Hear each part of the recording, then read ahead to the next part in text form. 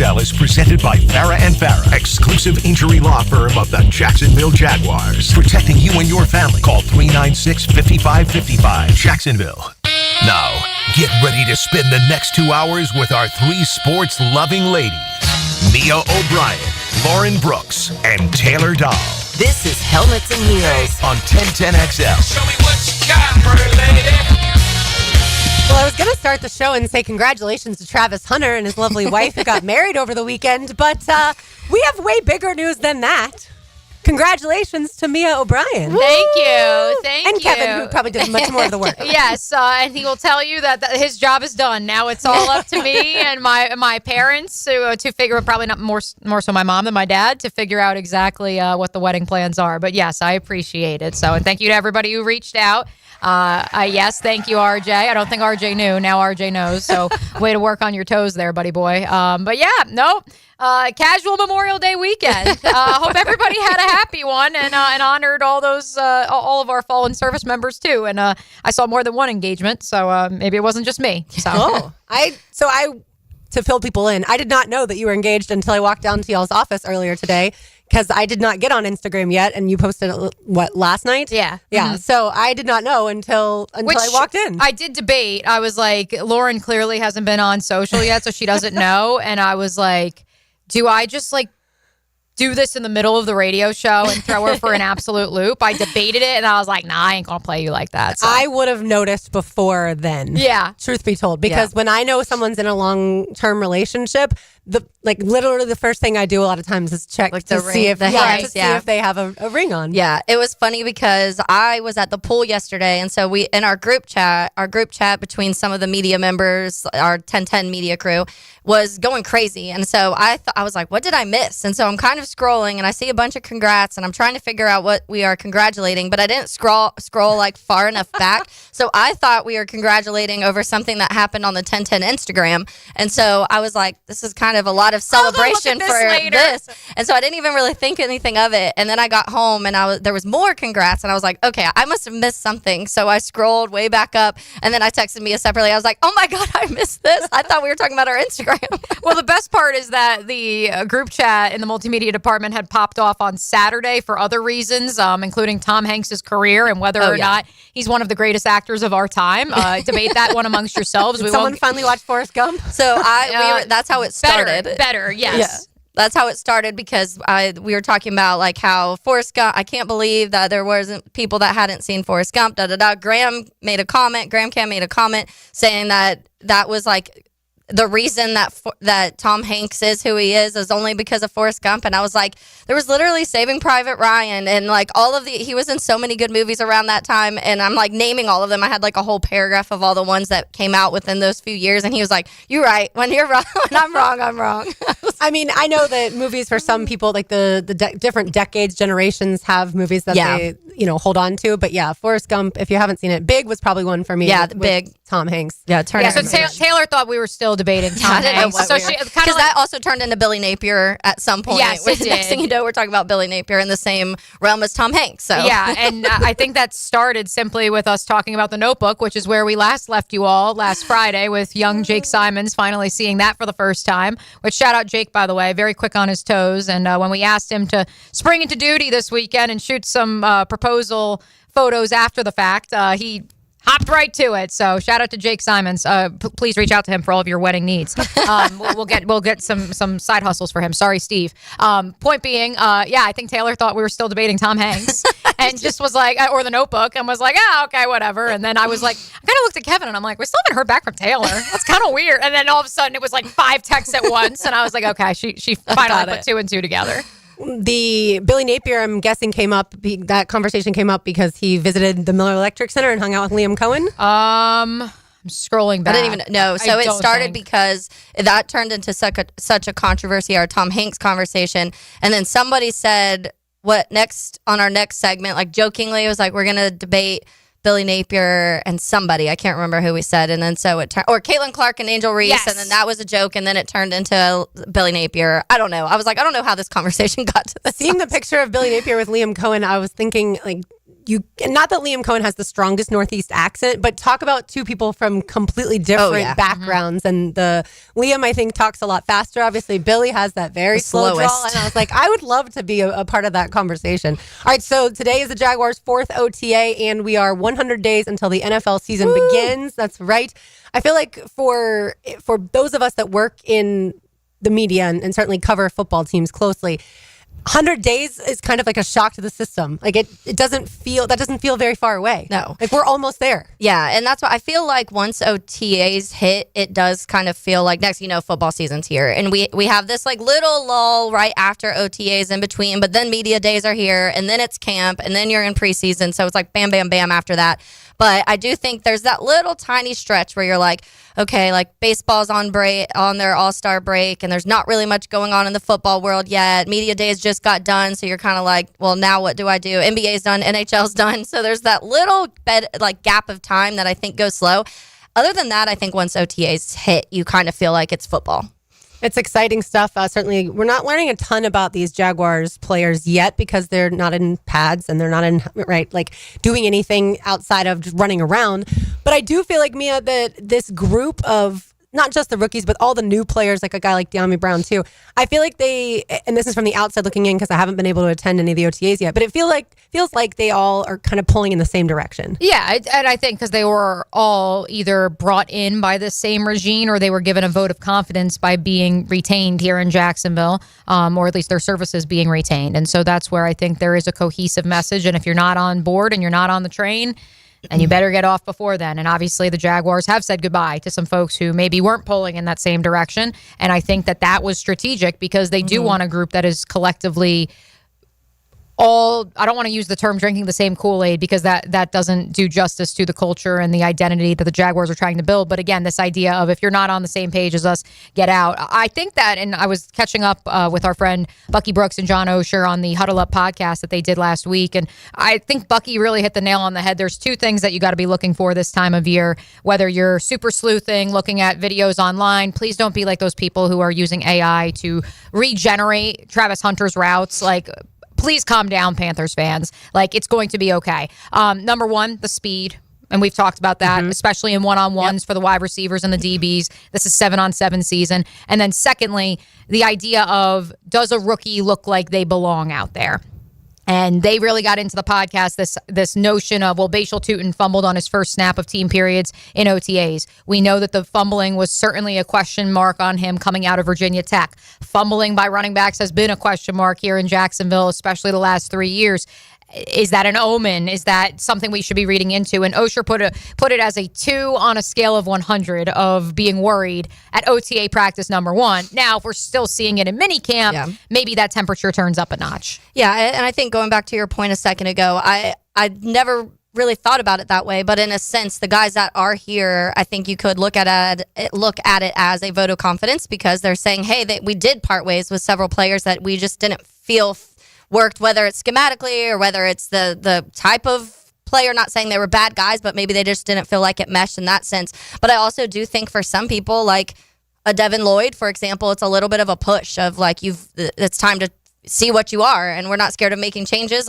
Most of these guys, until now, the free agents and the drafted players aren't our guys, and we're not committed to anybody. So maybe that lights a fire under some of these guys. Some of the offensive line we've been talking about too, an Anton, a Luke Farrell, some of those, a Luke Farrell, a Luke Walker Little. Yeah, Fortner. And so I'm like, maybe that lights a fire under them because they're saying, hey, they're not scared to part ways with some of these people that they don't have attachments to. But then at the same time, it reassures some of the guys that maybe needed a boost of confidence. And it's time to, like a Trevor Lawrence, it's time to really show people what you can do for a full season. Yeah, not just football teams, any company. If they're not seeing production, what's the fastest way to light a fire under people? To fire someone. Some people. Yeah. And I do think that was a clear message that was sent when they did part ways with a guy like Gabe Davis, who is going to cost them money to part ways with, but they decided that just wasn't what's best for their team in the here and now. And like we've talked about, Evan Ingram, Christian Kirk, I think those are great culture guys. I think they're super hard workers. I don't think that they fit schematically, to your point, Taylor. I think it was not at all a culture thing. I think both of those guys would be great in this locker room. It's just for what Liam Cohen wants to do, they just weren't necessarily the best fit. All right, so Ben Solak of ESPN has 100 things to know. We will go through all 100. Just kidding. He has 2 things that he made, 2 notes on the Jaguars. Receiver Brian Thomas Jr. will set an NFL record with 12 total games of at least 100 receiving yards. He had 4 last season, and 3 came in the final 4 weeks of the season. I think it's smart to hedge your bets on a guy like Brian Thomas Jr. Yeah, and I think nationally, from Ben to Daniel Jeremiah, a lot of trusted minds in the scouting community, there's been a lot of people who've raised their hand and said, hey, I was wrong. I thought he was the 5th or 6th best guy in that class, in that heralded wide receiver class. He may go down as the best of the bunch. And look, Malik Neighbors, let's be real, did not have a quarterback last year. Yeah. Certainly Marvin Harrison Jr. and the Arizona Cardinals took their lumps. I think that Ladd McConkey benefited from this idea of there was literally no one else in the wide receiver room in LA. And so we'll see. History will tell us exactly how, in the grand scheme of his class, Brian Thomas Jr. pans out. But at the very least, the fact that we're not just talking about, is he the best wide receiver in that class? We're talking about, is he a top 5 wide receiver in the league? That bodes very well for your Jacksonville Jaguars. And speaking of Kool-Aid, a lot of people nationally drinking it.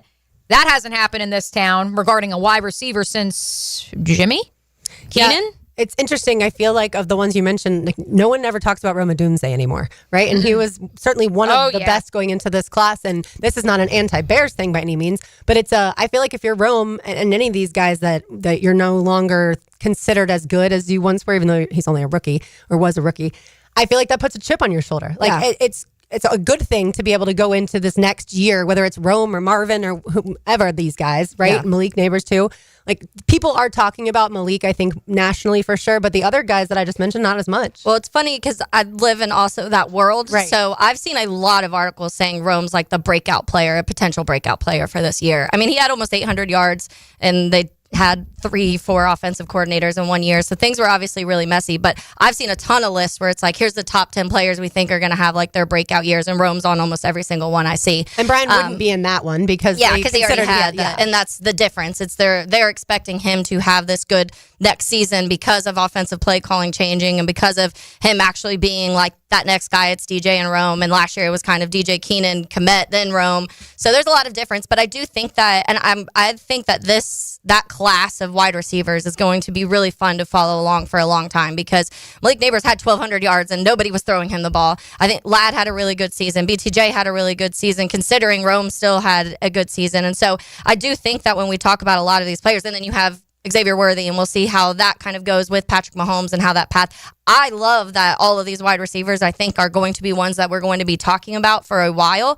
And I do think somebody like Brian Thomas Jr., I mean, that mark, which is why it's a bold take, I guess, that's a hard thing to do. And when you go through like a Justin Jefferson, I heard Dan and Jeff talking about this morning. I think they said there were 7 players who have had 11 over 100-yard games in one season, Justin Jefferson obviously being one of those. But I think those are the top of the top. So if you have a wide receiver that's doing that, even if it's not 12, I don't think BTJ has to have 12 100-yard games for people to say he's really good. I would expect 9 or 10 from him because I do think that's just kind of what it is. But I also think that you are adding another offensive playmaker, and you're looking at your Liam Cohen, who does like to run the ball and who does like to spread the ball out to different weapons and things like that. So that's where you kind of have to evaluate that number and how many, because how many games is it going to be Travis Hunter's game? And if it's Travis Hunter's game, then BTJ is not going to have those over 100 yards. But I think it also all just comes down to that comfortability between him and Trevor too, which we did not see when they were playing together last year. So how quickly do they get that going too? Yeah, that's what everyone says. Malik Neighbors didn't have a quarterback. Like, well, Brian Thomas Jr. had Trevor Lawrence and then Mac Jones. Yeah. And I wouldn't say Mac Jones is a great deep ball thrower. Like, Trevor is for sure. Mac's not really. And all the attention was on Brian Thomas Jr. and he was still able to do that. All right, we'll get to Ben Solak's other prediction when we return. You are listening to Helmets and Heels on Tentonix on 92.5 FM. Another sizzling summer on the First Coast. Summer. And 1010XL. DivorceMenOnly.com. This is Kenny Lay of Kenny Lay & Associates. Our firm specializes in representing men in family law. That's all we do. That's our only focus. We can help with all of your family law needs, such as divorce, custody, alimony, and child support. For over a decade, we have helped thousands of men with these types of issues. We even have an appellate division ready to challenge a judge's ruling. If you need a family law attorney, go to DivorceMenOnly.com. DivorceMenOnly.com. Offices, Jacksonville. Storms are part of every season. Make sure you're protected. Call American Electrical to make sure you have the best in surge protection. Don't lose your home electronics to a lightning strike. Call 737-7770 for American Electrical. Lauren Brooks here. It's the Cruise in a Summer event at Hodges Mazda at the Avenues. For a limited time, get up to $5,000 off a new 2024 Mazda CX-50 Preferred and receive a free 5-day cruise for 2 with your purchase. With off-road capability and this special offer, your summer adventure starts now. But hurry, 2024 Mazda CX-50 Preferred models are in limited supply at Hodges Mazda. Offer valid on new 2024 Mazda CX-50 Preferred only. MSRP $32,564. Must trade in a vehicle and finance through dealer to qualify for discount. Cruise and vehicle availability limited. Travel taxes and fees additional. See dealer for details.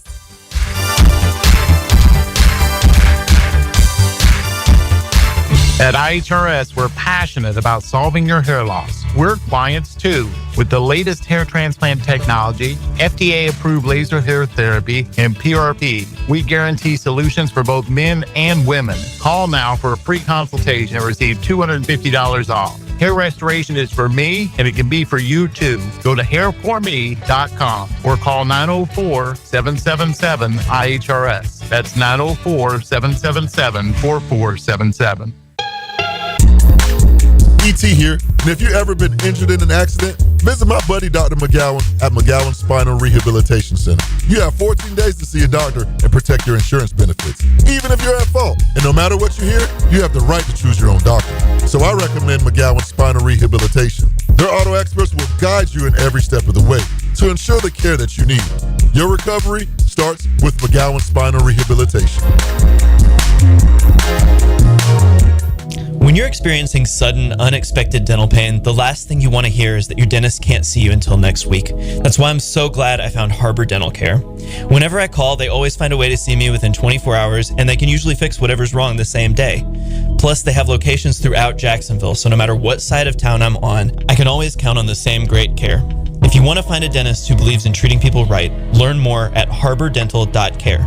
That's HARBOUR dental.care. What does it mean when someone says the Continental United States? It's always a good idea to compare homeowners' insurance rates when it's time to renew. Before storm season, log on to southernoak.com and get an instant quote or find an agent in your area. Our family protecting yours. Southern Oak Insurance. The Continental United States refers to all United States in North America. Hawaii is in the Southern Hemisphere. Southern Oak Insurance. Our family protecting yours. The best teal-colored coverage includes Mia's Quick Hits. Get the latest news from inside the building and around the league. I'm Mia O'Brien, 1010XL's NFL Insider. Driven by Arlington Toyota. Available on the video and social channels of 1010XL. Hey, Hicken here. So much of what makes us a family takes place in our homes. That's where Zero Res comes in. I love Zero Res, and this month get Zero Resified from Jacksonville's #1 carpet and air duct cleaner with May Mayhem. A 3-room special starting at $149 plus the 4th room is free. You owe it to yourself and your family to breathe healthy, happy, and clean. Call Zero Res 28757 or go online at ZeroResJacksonville.com and say you want the Hicken special. Zero Res, spell it forwards or backwards. It's the right way to clean. Zero Res. Hacker here, and let's talk sincerity. You know, there's a big difference between someone tossing you a casual, hey, how you doing, and genuinely asking, no, really, how are you doing? At Awaken 180, I felt that sincerity every single week while dropping 122 pounds, and I still feel it every month in free maintenance for life. Sure, seeing that number plunge on the scale was incredible, but what truly pushed me across the goal line? My amazing Awaken 180 coaches. They coached me up like I was prepping for draft day, always in my corner, sincerely invested in my success, and check this out. I'm going on a cruise in a couple of weeks, complete with formal night. Now, normally, cameras and I have a strained relationship. I hated taking pictures, but thanks to Awaken 180, the camera and I have made peace. No more ducking photos. Want results you can actually keep? Do what we all did and call 844-346-1800 or book online at awaken180weightloss.com. Jacksonville, Hickens calling it. Checkmate Coatings, my MVP. Tough, slick floors that dominate any space. Checkmate Coatings. Your floor's missing piece. Elbow pain, whether acute or chronic, can make it difficult to do normal activities like playing sports, doing household chores, or even sleeping comfortably. Dr. George Barry here, and no one wants to deal with pain without solutions on how to feel better. We've all heard of tennis and golfer's elbow, but there's plenty more that can cause pain, like osteoarthritis, muscle tears, and nerve entrapment. All are treatable at Barry Orthopedics. Getting you back to full health is our mission, and there's a number of different treatment options we can offer. Call us today or visit BarryOrthopedics.com. 10XL is presented by Farah and Farah, exclusive injury law firm of the Jacksonville Jaguars. Protecting you and your family. Call 396-5555. Jacksonville. Lately, I've been thinking, I want you to be happier. I want you to be happier when the morning comes. Yo, Brian, Taylor Dollar, Jay Saunders. I'm Lauren Brooks with you. Jaguars OTA underway. That would be number 4. And if you're wondering if Travis Hunter, freshly married, is there, yes, thanks to the reporters that are there currently for showing us videos of him not just being there, but also dancing. That cat can dance. Oh, yeah. He can get down. Like, even when you see the clips that the Jags post from OTAs, he's always dancing. Like, if he's not doing a drill, he's dancing. He's got tons of energy, and I love to see it. Me too. All right, back to the Jaguars. Ben Solak from ESPN, 100 Things to Know. He also made this prediction when it comes to the Jaguars defense. Jaguars linebacker Devin Lloyd is switching from 33 to 0, which, of course, we've discussed that. This is one of the best improvements in jersey change history, and scientists are confident it will lead to a boost in Lloyd's play. I agree as far as, like, it's a better number. I don't think he knows the history of the 0. But I don't, like, 0 for most teams, I think is good. 0 for this team, maybe not so much. Interestingly enough, the Minnesota Timberwolves, what if I told you? Yes, of course, now down 3-1 after the Oklahoma City Thunder's win last night. The Minnesota Timberwolves have 2 zeros on their roster. They have a double 0 and a single 0. Once upon a time, there was a rule in the NBA that you could only have 1 0, and even then, the 0 didn't exist before that. Yeah. So the fact that we now live in this world where 0 is this coveted number, and maybe third time is the charm because it was enacted 3 years ago. It did not work for Calvin Ridley. It did not work for Gabe Davis, but perhaps this will be the time that the Jaguars finally get it right. Anthony Campanelli, you have a lot of work to do, is what I'll say. Got to get that 0 working. Who's the best 0 in the National Football League right now? I don't even know who wears 0s. I'm the terrible one jerseys. Let's see. I mean, I'm trying to think off the top of the dome, like who else is wearing them. I mean, I think there's got to be an edge rusher. Maybe that's why. Maybe Ben's buying Roquan Smith. Roquan Smith. Yep. So there we go. Maybe he's buying this idea of maybe Devin Lloyd needed to just change his number to 0, and now he will have pass rush value, and he actually will be put in those situations, perhaps. Perhaps, yeah. There's a few. DeAndre Swift, Byron Young, they all wear 0 as well, apparently. Okay, so there you go. Another edge rusher, and then you've got a running back, and yeah. I mean, but not like any top players in the league wear 0. So the fact that this is scientists are confident it will lead to a boost in his play, I guess it's a low bar to clear, Taylor. A little stretch of Roquan, Marcus Davenport, Sean Murphy, Greg Newsome, Brian Burns, Adrian Amos, some decent defensive players. Offensively, it doesn't seem like it's worked very well. Not exactly. I heard Tony talking to Tom McManus earlier on Jaguars Today about this, and I hadn't really thought about it. Tommy Mack said that the Jaguars don't have a true nose tackle. And immediately in my head, I was like, well, yes, they do in Devon Hamilton, for sure. And he basically said, no, that's not really the case. Devon's not really a nose tackle. And I was like, if that's the case, or if he's not big enough to be a true nose tackle, then they kind of need one of those. Right. Well, they drafted Jordan Jefferson with the thought of he would be a rotational nose tackle. And while maybe he's not the size of Vita Vea, like he did put up the most reps of anybody at the combine on the bench. He certainly, as we've heard from our friend Matt Moscona out at 104.5 ESPN in Baton Rouge, he certainly was one of the more physical defensive linemen. And I know it was a mediocre, and that's putting it kindly, LSU defense that Jordan Jefferson was a part of. Yes, after transferring to Baton Rouge. But ultimately, I think that maybe Tommy's definition of nose tackle, Taylor, comes down to 3-4 versus 4-3. Maybe that's the argument. Which he said that we just have a ton of 3 techs, and that I think we've had that conversation where there are a lot of 3 techs, and that's why I think some people thought they were going to address the defensive line more for multiple reasons, but that's part of it is you do feel like you have kind of one type of station where that's to it.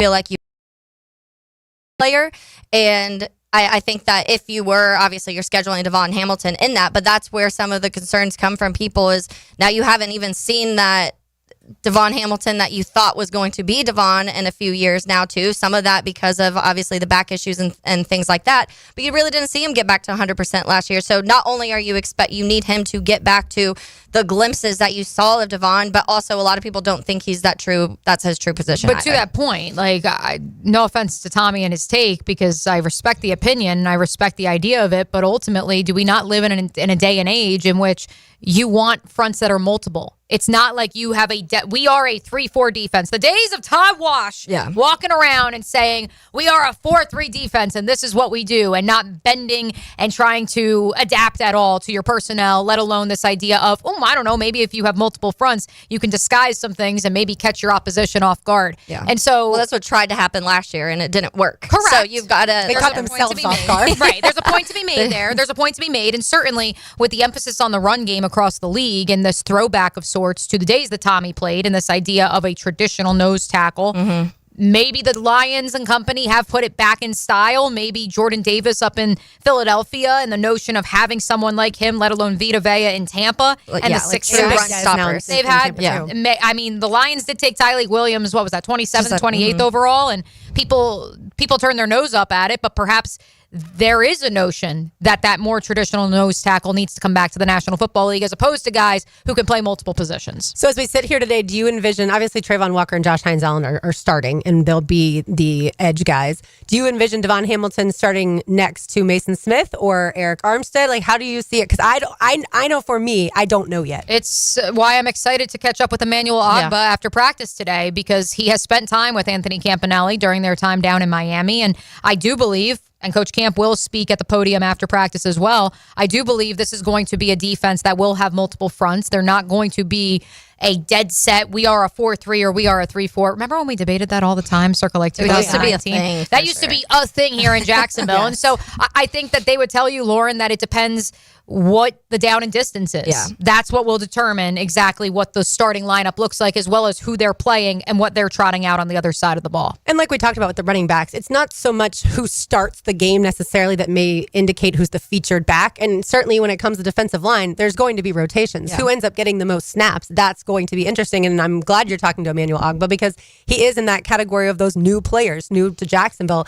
And so they haven't been around the losing that we've had here. Yeah, and that's why I think that we talked about that a lot last year too, of like, oh, they brought in all these players that have coming from teams that have won. When you're talking about a Savage and you're talking about an Eric Armstead, that didn't help. There's other things that have to go into people playing well, and we saw that. And a large part of that, I think, is coaching. That is one of the biggest storylines to me this offseason, is how much was coaching last year and how much was the actual personnel, because I think we will get an answer pretty quickly, and we've seen it other places. I mentioned last week when we were some of the things I was excited about when it came to Miami, and last year a lot of people had Miami deep in the 20s, and when in like defensive rankings, I was like, I think a coach can that quickly change things, and they went from like 24th, 25th projected defense to a top 10 defense, and that's almost all because of coaching. So I do think that you have the opportunity, if things go the way you hope, and that Coach Camp does what he did, especially up front with Green Bay. Like that's what changed Green Bay a lot, is there were so many guys getting pressures, and that opened opportunities for so many other guys. And because of that, the secondary got to kind of loosen up a little bit, because they weren't having to cover guys for 5, 6, 7 seconds. And so I do think that's such a big part of his defensive scheme, that if it works, then it's going to be really fun to watch. If it doesn't, then it may be more of an intel that you don't have the personnel that you need on defense. I feel like, as we sit here on Tuesday, May 27th, if the Jaguars have a unit that's top 10 and not the specialists, I feel like it's offense. Like even hearing you say, Taylor, like top 10 defense, like that, if the Jaguars had a top 10 defense this year because solely of the pieces they brought in, but the coaching change, that will blow my mind. I think it's a low bar to clear. And it's part of why, and we discussed this on Duval Rundown last week, we discussed this idea of, I remember back in January, February, after Liam Cohen was on the verge of being hired, this idea of, if you're Robert Saleh, would you rather go back to the cocoon that is Kyle Shanahan and restore that defense, although maybe not with as many pieces as you left it, or Do you say, I'm going to follow a first-year head coach, team up with them, be the mentor, but also be given full autonomy of the defense, and in turn, because they were 32nd, 31st in the league pretty much across the board, if I just get them to 20th, I'm going to be the talk of the town, and people are going to call it a revelation.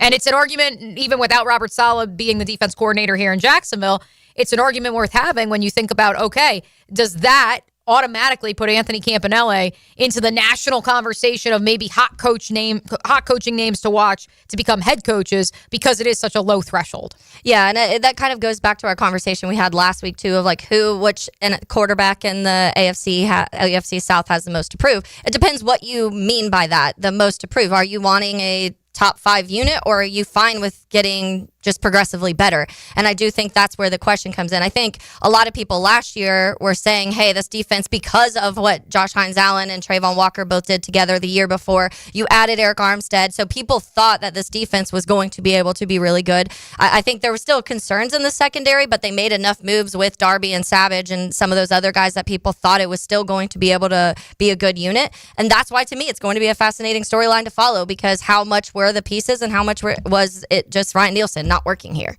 Yeah, and before that, Mike Caldwell. The defense has been so bad around these parts that you could literally point to everything outside of those 2 edge rushers and say, and maybe middle linebacker, I'll give Foye certainly some credit as well, Foye Luakin. But outside of that, there hasn't been anything to hang your hat on. And so, Coach Camp, like I said, you got a lot of work to do. Excited to hear your conversation, Mia, with Emmanuel Ogba tomorrow on the show. When we return, we will chat about Taylor's favorite person, Aaron Rodgers, and maybe Mia's favorite person, but less sarcastically, and Caitlin Clark. Hey, listen, we're going to have a conversation.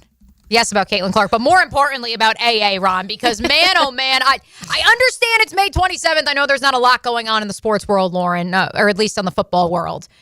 This man, he continues to dominate the narrative. We've got more to do. You are listening to Hummus and Heels on 1010XL 92.5 FM.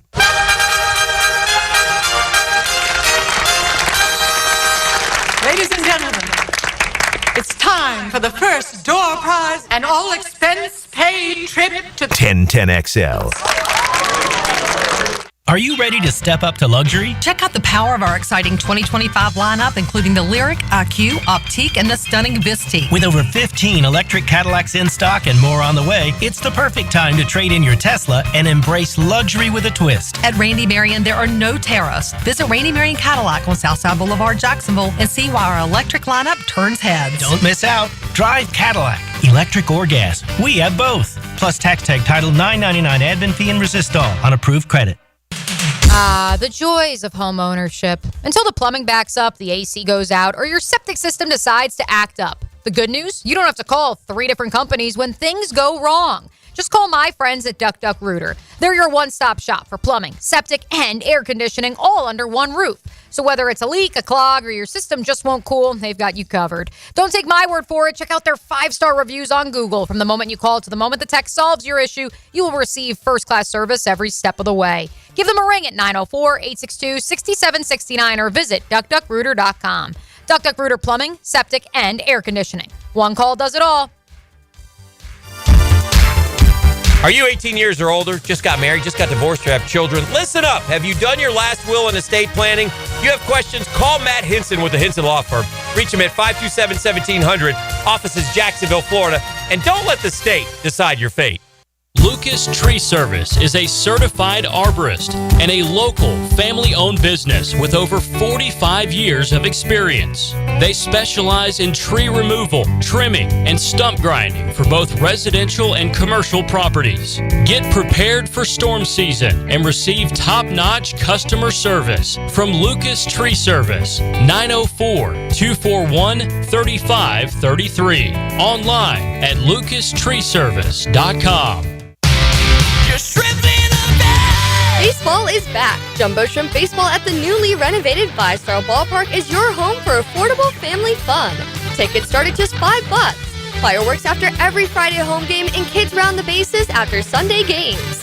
Log on to jackshrimp.com for tickets and details. Jumbo Shrimp Baseball, affordable family fun.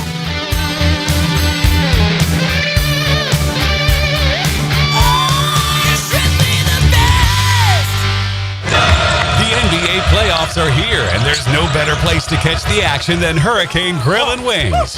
With slam dunk specials like $3.75 Miller Lite drafts, plus fresh, never frozen wings in over 30 flavors, and big screens everywhere. This is your home for all the games. Handcrafted cocktails, bold flavors, big plays. Don't just watch the games, experience them at Hurricane Grill and Wings. Find your spot at hurricanewings.com. This Day in Sports History is brought to you by Southeast Orthopedic Specialists. On May 27, 1937, New York Giants pitcher Carl Hubble wins his MLB record 24th consecutive game in a 3-2 win over the Cincinnati Reds. Want a simple way to boost your company's image without a big renovation? A fresh paint job in your brand's colors can increase recognition up to 80%.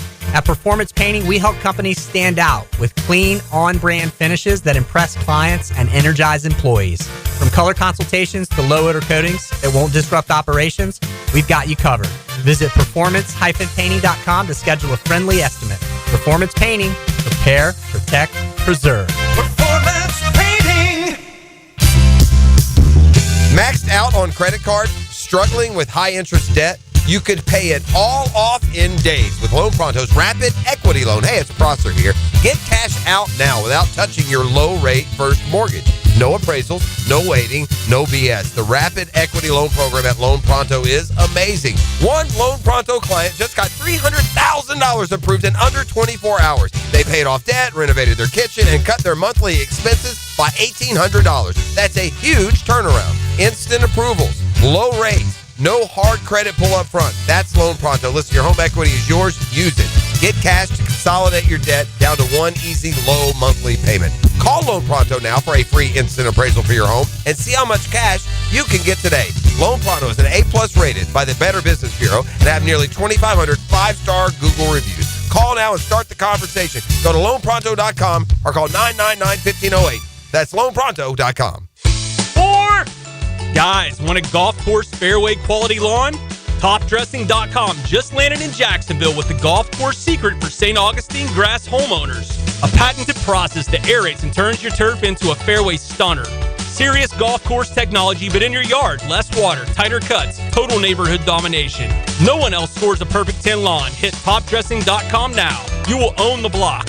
Top dress your yard like the pros with topdressing.com. Homeowners, storms don't wait, so why should you? Protect your home and your wallet with Universal Roof and Contracting. Save 15% on roof replacements and repairs now through May 31st. Financing is available with payments as low as $115. Call 855-ROOF-HELP for your free inspection. Universal Roof and Contracting. Protecting your home, building your trust. License number CCC 057165, CBC 1258484. UniversalRoof.com. Is your backyard ready for the big leagues? Pick it here for Surfside Pools. Serving Northeast Florida since 1977, they have the home field advantage. Family owned and operated, offering weekly pool service, equipment repairs, commercial maintenance, remodels, and new pool construction. Let Surfside Pools make your backyard dreams a reality. Are you ready to float happy? Visit surfsidepools.net or call 904-246-2666. Surfside Pools and Spas, your hometown MVP. License number CPC 044080. David here with Royal Pest Services. Man, don't let your yard be torn up by that heavy aeration machine this spring. Visit RoyalPestServices.com to learn more about our granular aeration. Broadcast throughout the tree and shrubs to break up that compacted soil. Visit RoyalPestServices.com. 1010XL is presented by Farah & Farah, exclusive injury law firm of the Jacksonville Jaguars. Protecting you and your family. Call 396-5555. Jacksonville. Now, breaking news. We have been blessed. We have been blessed here on this Tuesday edition of Helmets and Heels, not just because Alex Condon is returning to Gainesville, withdrawing from the NBA draft, but now we get to discuss that and not Aaron Rodgers and his latest antics, Lauren and Taylor. Gator boys, stay hot. That's right. Alex Condon coming back was, I think, making a lot of Gator fans nervous here for the last couple weeks because it seemed like he was maybe going to go to the NBA and be drafted high enough to make that decision worth it. But so glad he's coming back to Gainesville. I could not be happier right now because that basketball team, with obviously all the additions that we've been discussing, Boogie Fland among them, looks like it might be a top 10 team once again. That's what Jonathan Givony of ESPN and some of the boys over at Heat Check CBB just tweeted out, Taylor, that undoubtedly this assures that at worst, Florida will be a top 5 team when the preseason rankings come out. Yeah, so Chenulu back, Hauk back, Hanlogden back, Condon back. Correct. And then added Xavier Lee, added Boogie Fland. Yeah, nice. The only one that Good you're job, losing, right? The only one you're losing outside of those 3 seniors/grad transfers in the backcourt is, of course, Denzel Aberdeen. You lose him to Kentucky, but you replace him with 2 of the top gets in the portal at the guard position, which is why people call him, his nickname now is Portal Todd God. Because Graham Marsh, where are you in the building? I need you to come in. I need to make a shirt, a meme. We need to discuss this Portal further. Todd God, yeah. First time I'm hearing that. It was so fun seeing Graham and his family when we went to that first game when Florida obviously started the season with a victory. But it was cool because both of us are such diehard Gator basketball fans. And I was like, I knew that obviously Graham is a Gator. I didn't know that he was like, the same level that I can be as far as the obnoxious, annoying fan. And well, so especially with Gator basketball, which is fascinating because his roots are in North Carolina. And so he's got a ton of family that are North Carolina basketball fans. And so I'm like, my goodness, between UNC basketball and Florida basketball, like, God bless you that you're able to manage those two because, I guess one right now helps the other because the one up north has a situation where a coach got an extension because it wasn't his fault that the roster didn't perform. It was just that Hubert didn't have a GM. Hubert's fine. We're not going to get rid of Hubert. Come on now. All right, let's get it to Aaron Rodgers. So he was at an event over the weekend, and he was asked if he would go play quarterback for the Saints, and he basically just trashed the city of New Orleans. He would never want to live in Louisiana. But it feels to me, Taylor, like this saga is never going to end. Like it feels like even in September, we won't know what Aaron Rodgers wants to do. Yeah, I think it'll be a truly last second decision. And I honestly, I would not be surprised if you get all the way through camp and he's just trying to evaluate certain things if he wants to. He doesn't want to do all the extra stuff. So maybe right before he'll be like, I'll come play. But I don't know. And I talked about this last year. I just don't think he cares about football anymore the way that he used to. And sometimes that happens. It happens to people even in their career paths in general. If you don't love it anymore, it's not your priority anymore. And so he's crazy. He's insane. And obviously I can't stand him, but I do think that I think we live in this world now where football is now very far down his list of things he enjoys to do. But he probably is like, but I can still make some money and do it. And he still has that competitive edge. That's always going to be Aaron Rodgers, too. He likes trash talking and he likes being in people's face. And once he's out there on the field, maybe something switches a little bit for him. But it's going to be very interesting because I think that how long does he wait? Are they going to try and do something else? I mean, they have no backup plan. Well, no. The Steelers have all backups for a quarterback. So do they try and figure something else out? Because I really think they're looking at this and they're playing this waiting game with Rodgers. But if it doesn't happen, I don't truly know what they're going to do. Well, other than tank and get a quarterback next year. Ultimately. Which isn't the worst thing. Right. Exactly. You're throwing away a season of a guy like TJ Watt. And that's been the argument in Pittsburgh from the fans locally. This idea of, once again, here we go, the idea of you can be good and you can never actually achieve greatness. And at some point in time, maybe taking a step back is what's best for that Pittsburgh ecosystem. Now, on the Aaron Rodgers part of this, we've seen this, especially here in the last 3 to 4 years post-COVID, this idea of veterans, which Aaron Rodgers is 41 years old, folks. Yeah. Aaron Rodgers, I think that's young. Right, I think it's young too, but ultimately at the same time, he plays the quarterback position. He's going to touch the ball every single play. There's going to be wear and tear on the body. And so this idea of veterans waiting until the 11th hour to actually sign so that they avoid the offseason program, so that they avoid part of training camp, he's got all the leverage at this point in time, unless Will Howard balls out or Mason Rudolph balls out, and all of a sudden it's like, well, we don't need you, Aaron, unless you want to come here. His season just in 2021, Taylor, and you know this obviously because he played for the Packers, 37 touchdowns, 4 interceptions. We talk about him as if he hasn't been good for years because the recent memories aren't as obviously as elite as what he once was in his peak. But I wouldn't bring him to my team. I think he is over football at this point in time. But he still can sling it. Yeah.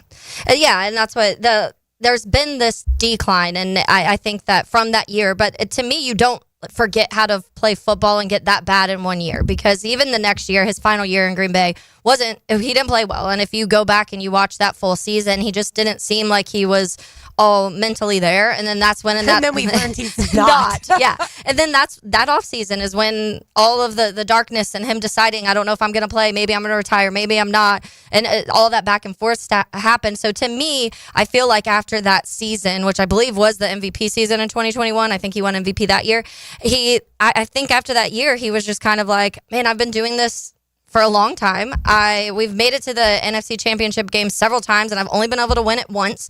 And do I want to keep putting this much of myself into something that isn't getting me the overall big trophy? And I think that's in his head. There was this stretch of time where it always felt like the Packers were going to get back to the Super Bowl, and then they didn't, and then they didn't, and then they didn't. And so I think at that point he was like, all right, well, this isn't as fun anymore. Like, I'm not having as much of a good time, so let me go somewhere where I can just get paid a lot of money and do bare minimum. And that's what it's kind of felt like granted, injury too, and Achilles, that's a hard thing to come back from anyways. Right. But that's the other part of it. It's not even that he's 41. He's coming off of a significant injury that at that juncture of his career tends to make the regression that occurs as you get older occur even faster, at a faster rate. For me, all I know is that it was a holiday weekend. I understand the sports breaking news content factory, at least in the NFL front, was maybe in short supply, Lauren. And when I see Adam Schefter, who I know, it's his job to be tweeting out news that we're out here talking about. Here's a tweet, the initial tweet from Saturday. Aaron Rodgers was asked at an event this weekend whether he could ever consider playing for the Bears, and in turn might have provided a hint of his plans for the 2025 season, because, the Steelers do play in Chicago. Yeah. Like, are we bored? Yeah. I know we're bored. I know Why is that even a question? I just take the holiday weekend off, Adam. Take the holiday weekend off, Aaron. That they just straight up wanted him to bash the Bears so they could put a quote out and be like, oh, Aaron Rodgers said he'd never step foot in that blah, blah, blah. Like, that's all they wanted to do in that situation, which is fine. And instead he bashes New Orleans. Like, I don't know how that happened, but I'm glad you got your content. I'm glad you got your clicks, folks, because, man, like, I know it's a quiet weekend, but the fact that I said it to Taylor as we were walking into the studio. I was like, the fact that the biggest NFL news outside of Travis Hunter getting married this past weekend was Aaron Rodgers at some event just like taking shots at various organizations. Like, it's okay, people. It's all right to say it's vacation time. I'm ready for Aaron to just sail off to the sunset, and then we don't have to talk about him anymore. All right, so Mia, Caitlin Clark sidelined for a couple weeks. What do you think that's going to do to the Fever? I'm hoping nothing, because I think that with Caitlin, for the first time since her sophomore year at Iowa, not making a 2 games prior to Saturday's 2-point loss to the New York Liberty, I think that the Fever have proven that they can hang, they can win basketball games without Caitlin being involved as a scorer. Certainly, I think the point guard position is going to be a big question mark. They did sign Sid Colson, the veteran point guard in free agency. Hasn't played a whole heck of a lot. You could play Kelsey Mitchell more at the point. And so that, I think, is going to be the bigger factor in terms of the Fever, quote-unquote, surviving. It's a long season. And Steph White, the head coach, even said it. She's like, look, great players don't usually come to the training staff and say, hey, this is feeling weird.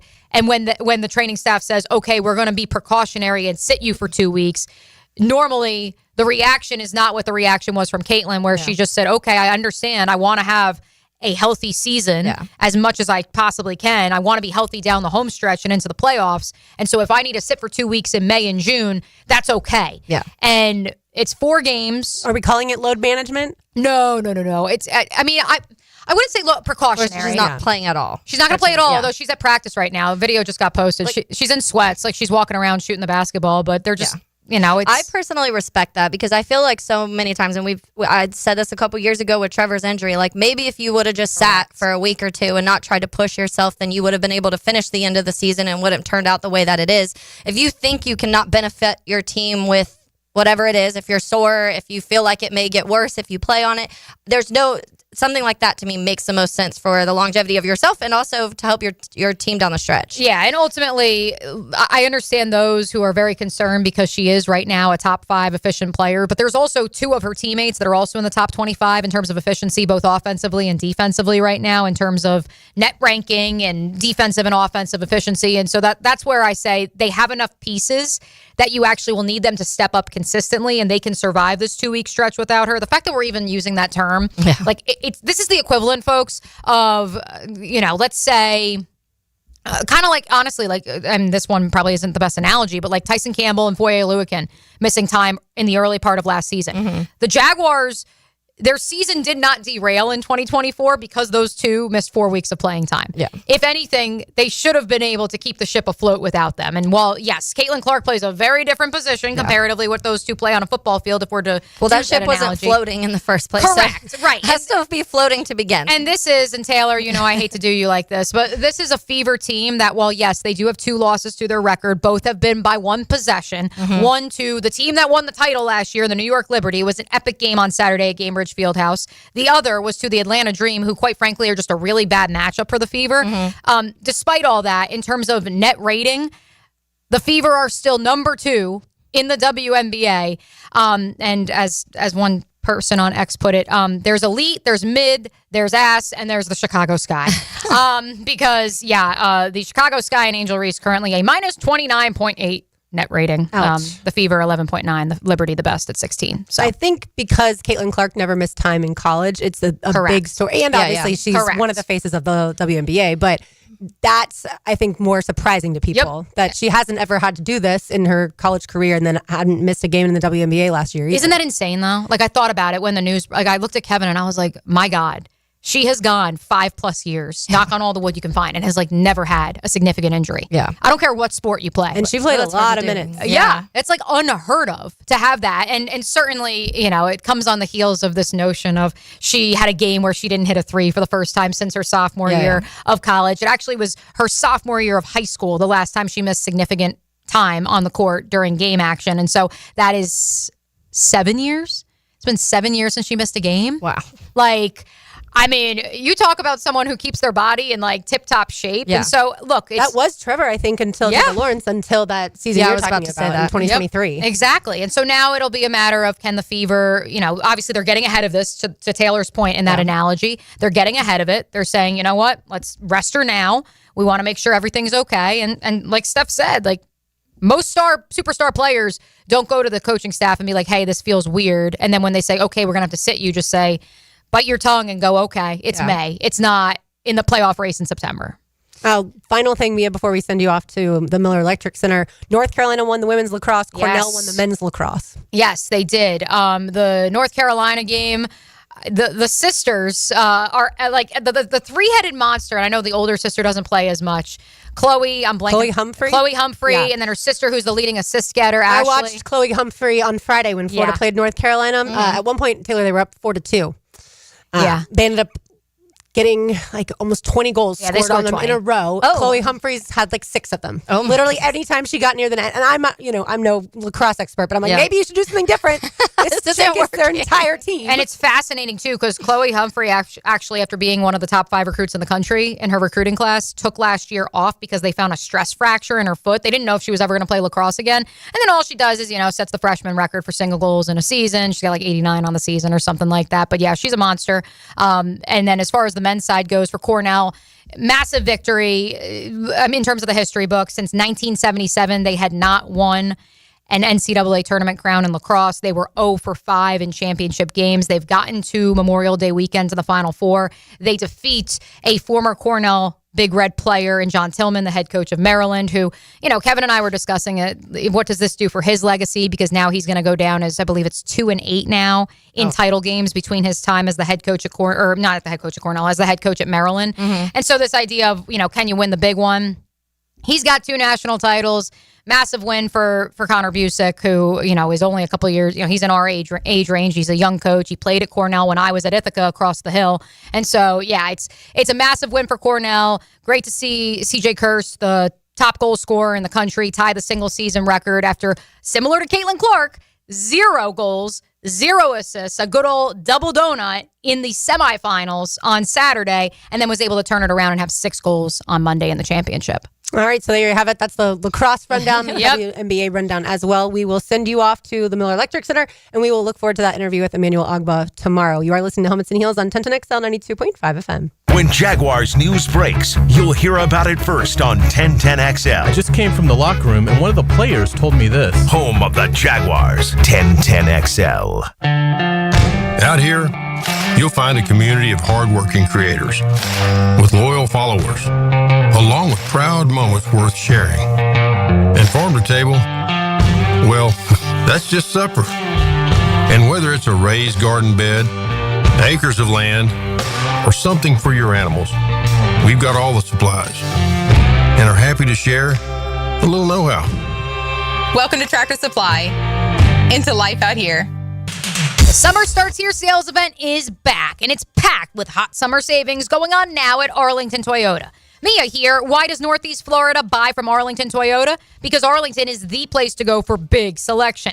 I'm talking over 800 vehicles, one location. And everyday low prices. Over 350 SUVs, over 175 trucks, over 275 cars. My friends at Arlington tell me there's more on the way. Plus 60-day exchange. It's simple. If you don't like your purchase, you come on back to Arlington within 60 days and exchange it for another one. You even get Arlington's lifetime warranty with your new Toyota purchase. Why buy from Arlington? Because during Summer Starts Here, you could get financing as low as 0% on select new models. 0% and no payments until January 2026. Shop Summer Starts Here at Arlington Toyota. In person on Atlantic Boulevard, just a quarter mile east of 295, or online at arlingtontoyota.com.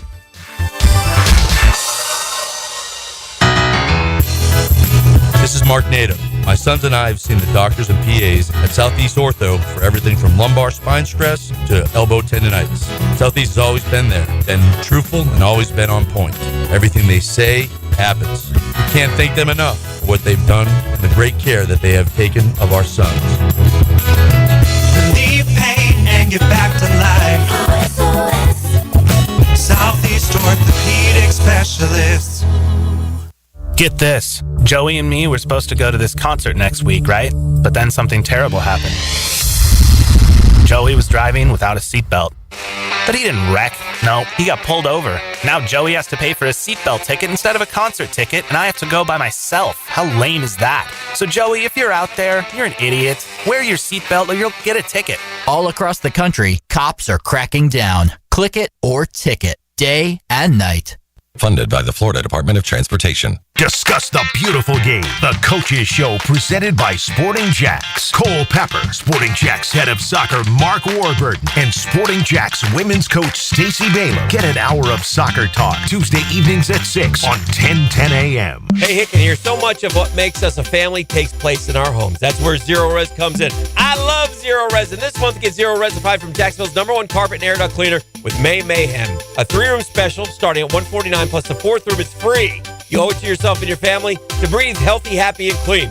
Call Zero Res 28757 or go online at zeroresjacksonville.com and say you want the Hicken special. Zero Res, spell it forwards or backwards. It's the right way to clean. Zero Res. The flagship station of the Jacksonville Jaguars. WJXL AM Jacksonville Beach. WJXL FM Jacksonville Beach. Swing into the hottest party of the summer. Join First Tee Door Florida at the Yards on June 12th for the Summer Soiree Baja Beach Bash. We're bringing the vibrant spirit of Cabo San Lucas to the First Coast for an evening of family-friendly fun. Enjoy live music, craft cocktails, golf games, raffle prizes, and delicious Mexican-inspired cuisine from Taco Lu. Golf, fiesta, and philanthropy, all to support the impactful programs of the First Tee. Visit firstteenorthflorida.org/summer soiree to secure your tickets today. Checkmate Coatings. Your floor's missing piece. Premium flooring. Take our advice. Home business, affordable price. Driveways, pool decks, garage doors, beautiful patios, and more to explore. Checkmate Coatings. Your floor's missing piece. When was the first cruise ship voyage? Southern Oak Insurance is proud to continue offering coverage statewide. Financial stability makes Southern Oak Insurance a wise choice for your homeowner's insurance needs. Log on to southernoak.com. Our family protecting yours. Southern Oak Insurance. The first cruise voyage was on the Princess and Victoria Louise, which set sail on her maiden voyage in January of 1901. Southern Oak Insurance. our family protecting yours. This is Hayes Carline, and I'm so proud of my guy, Leon Searcy. Man, I used to want to eat all the time, but just 1 month on Precision Guided Weight Loss, and I've already dropped 15 pounds. And I lost 25. No side effects, just results. The GLP, one curbs my cravings and keeps me feeling full. It's been easier than I expected, and I feel amazing. Their staff is great, and best of all, no surprise costs. If you're ready to bring sexy back this summer, visit pgweightloss.com. Physician Guided Weight Loss, safe, doctor supervised. And it works. Yo, it's your boy E to the T here, and I know that getting into an accident is stressful, but getting the proper care doesn't have to be. That's why I recommend McGowan Spinal Rehabilitation Center. Even if you're at fault, your insurance covers you. And remember, you have the right to choose your own doctor. Even a minor accident can cause whiplash for years if it goes untreated. So don't wait. Call the auto accident experts at McGowan Spinal Rehabilitation. Your recovery starts today. I'm Max Fink with your 1010XL Southeast Orthopedic Specialist local sports update brought to you by Awaken 180. Both Florida and Florida State baseball teams will be advancing to the NCAA tournament beginning this weekend. Starting off with the Gators, although not hosting a regional despite their incredibly strong finish of the season, they locked up the 2 seed in the Conway Regional hosted by Coastal Carolina. The Gators will play against the 3 seed East Carolina Pirates on Friday at noon in round 1 with game coming to you live on 10:10 a.m. As for the Florida State Seminoles, they'll host the Tallahassee Regionals as they're set to take on their neighboring Bethlehem-Cookman Wildcats in the opening game of their regional this Friday at 3 p.m. The Seminoles fell 1 seed short of becoming one of the 8 national seeds, which would have allowed them to host a super regional should they advance past the weekend.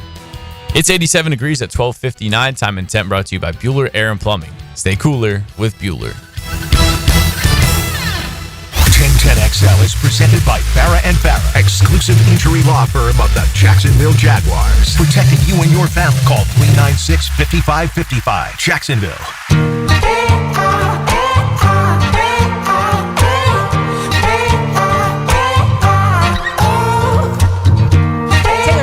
Here, RJ Saunders is here. I'm Lauren Brooks. Me O'Brien headed down to Jaguars OTA number 4, going to catch up with Liam Cohen, Anthony Campanelli, and certainly Emmanuel Ogba, the new Jaguars edge rusher after practice. I'm seeing some tweets, so we always appreciate Jamal St. Cyr, who covers the OTAs and certainly all of training camp as well, so closely. And it does look like there was an interception thrown by Trevor Lawrence that Andrew Wingard picked off, but he has responded and thrown some better completed passes. So at least, well, I guess the interception was completed too, just to the wrong side of the ball. It was complete. But I swear, like, good job, Dewey. Dewey gets trashed, by so many people.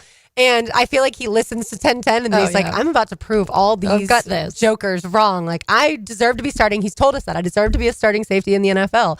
So, yeah, we'll continue to keep you updated with that. Yeah, it's so funny. And we've said this already, but it's just the OTAs are such a weird thing. Number one, we've talked about not having pads and all of that, but you want wins on each side of the ball. And it's the same for training camp. There's days when everybody's like, oh no, there was 3 interceptions and 2 fumbles and they couldn't run the ball and the offense looked bad.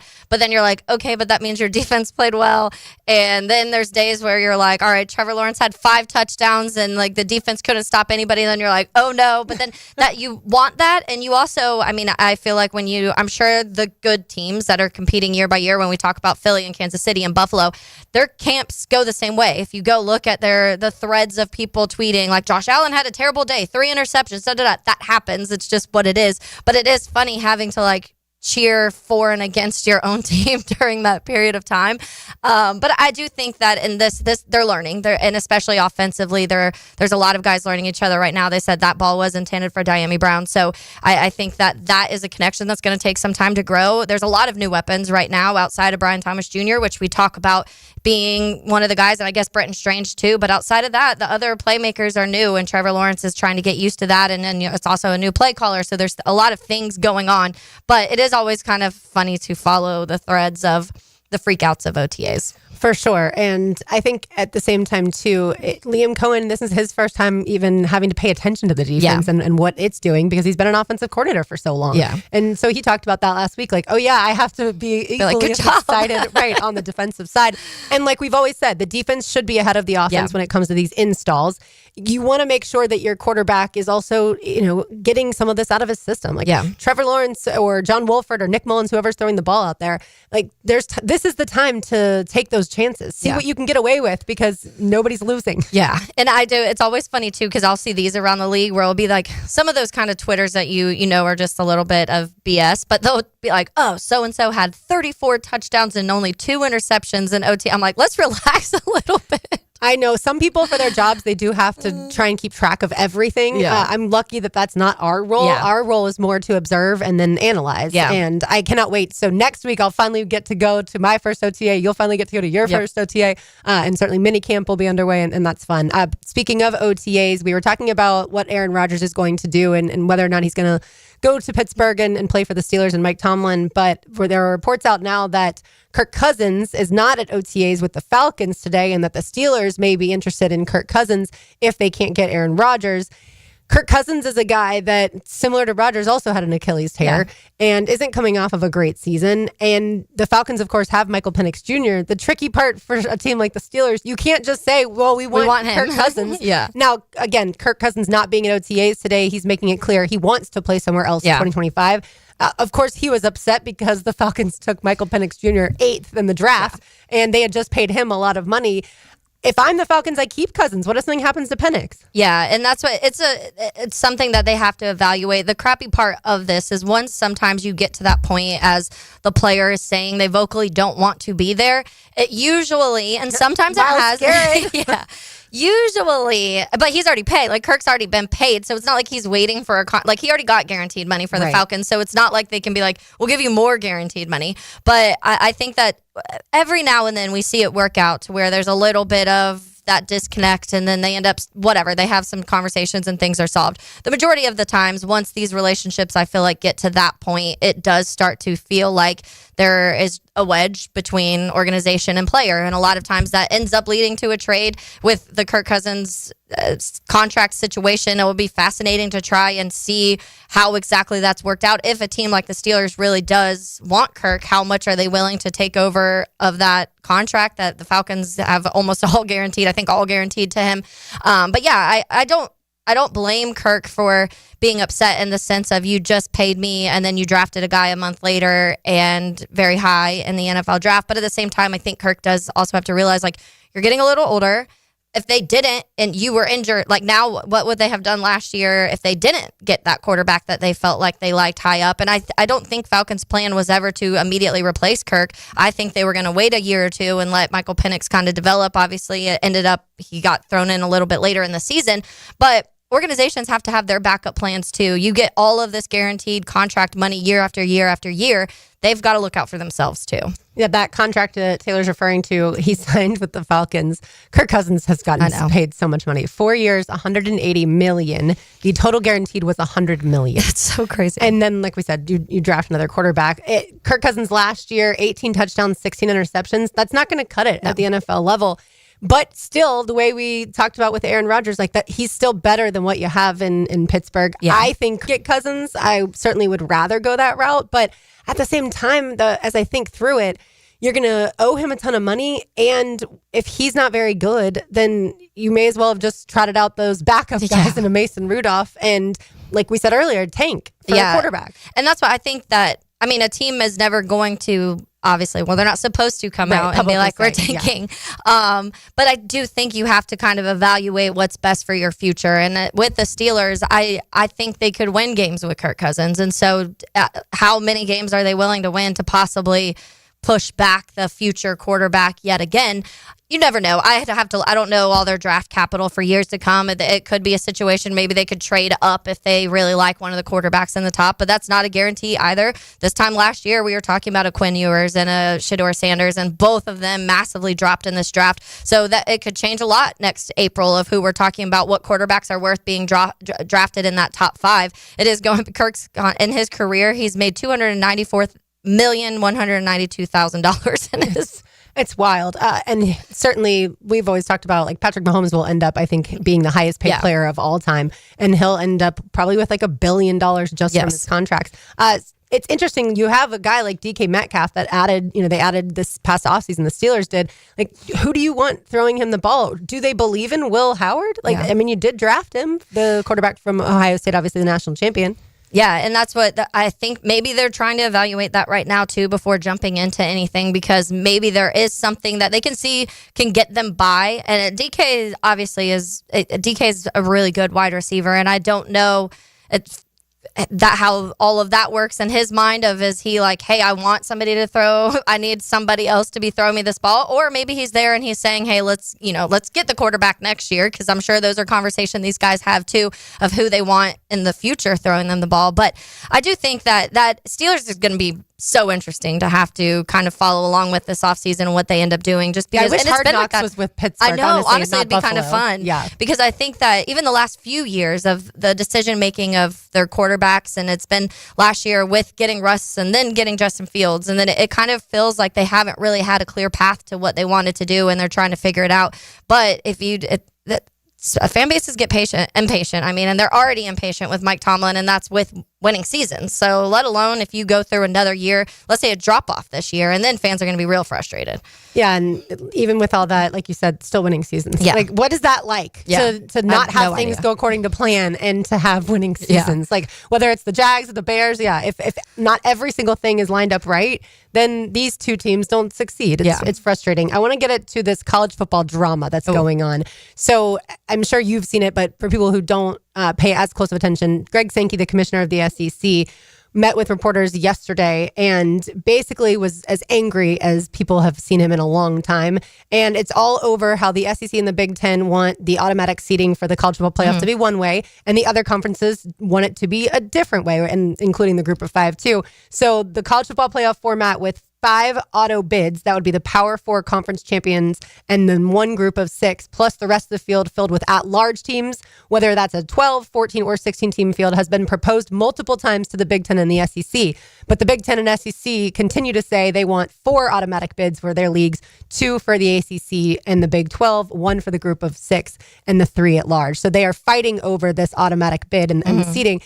And it feels to me like, and it's been happening the last few years, Taylor, the Big Ten and the SEC get what they want. I understand it's not fair necessarily, but they tend to have everything laid out the way that they've wanted. Until this past year, they didn't like the way the college football playoff went.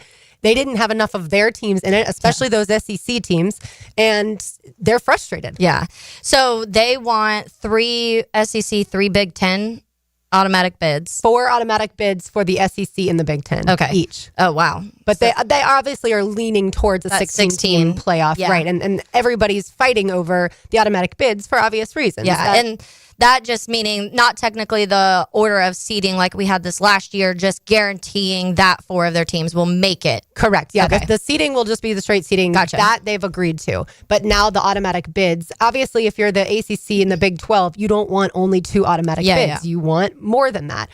But the SEC and the Big Ten are they don't sitting have here, the pool. right, saying we need 4 for each of our leagues because we also need that revenue stream. Yeah. Because now we're paying players too. Yeah. And I don't mind that. And I think that similar to what we were having the conversation with the NFL and how I feel like the NFL playoff should base, I don't mind having automatic bids in there. It's more of the order of the seeding that bothers me than than teams being able to get in, because I do think that we argued so much this last year, and we were like, when it goes to 12, we're not going to have all of these people that are angry, and there were still people that were angry. There were still, Alabama we're talking about Indiana, yeah, and some of these teams that a lot of people felt like shouldn't have because of schedule strength and because of this and other things that are going on. And so that's, I don't think at 16 that's going to go away, but I do think that if you set this plan of, okay, this is what is going to happen and this is what it's going to be, and obviously you're going to want to make the SEC and the Big Ten happy because that's the world we live in, but I do think that that would calm down. There's going to be always angry people, but I do think, at least for the most part, and the powerhouses we're talking about,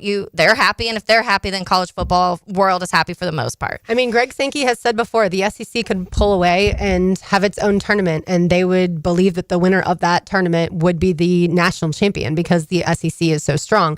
Obviously, the Big Ten's... Yeah, they'd say nah. Yeah, saying not exactly, but...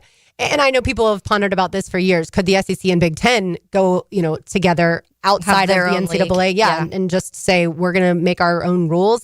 And that's obviously the threat right now that's being posed is if you're the ACC, the Big 12, the Group of Six, if you don't agree with this, are you even then going to have college football as we've always known it? It's so crazy to me that, for so long, we had people vote for the national champion. The BCS system was people voting.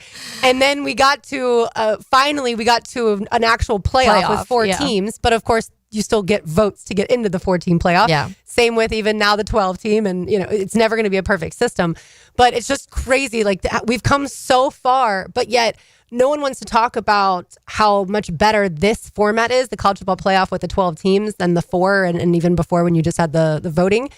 Because everyone's so focused on the NIL, the transfer portal, and the negative side of college football. We've come so far. Let's at least focus on the good part of it. Yeah, and I think that when it comes to college football, a lot of people just feel like they're losing the traditional side of it, and we've talked about that. Yeah, we're losing a lot of that, and now this whole thing with Notre Dame and USC, all of these start to add into it, and USC is like, well, we already have to travel now so much, we don't want to have to do that every year, and this is going to continue to happen. The more and more there's realignments and things happening like that, you're going to have some teams that are constantly having to go across the country, and they're not going to want to play some of those older rivalries because that's more travel for them.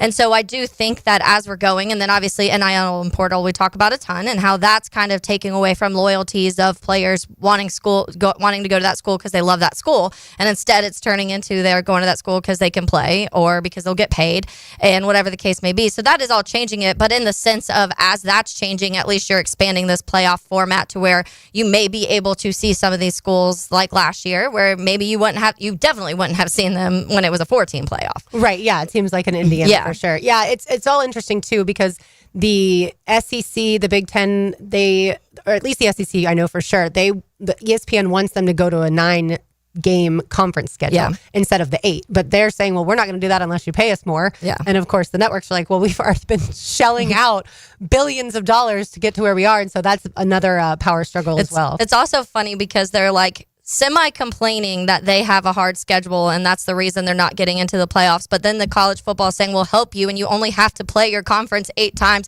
And then they complain about that too.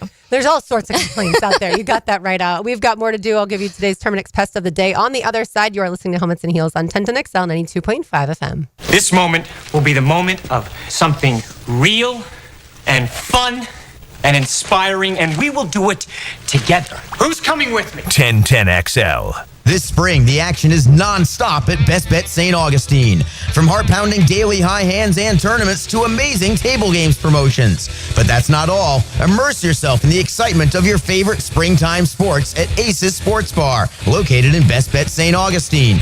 Enjoy a perfect blend of wings, beer, poker, and all the big games on our massive screens. For a full rundown of all the action and how you can be a part of it, visit bestbetjacks.com. That's bestbetjacks.com.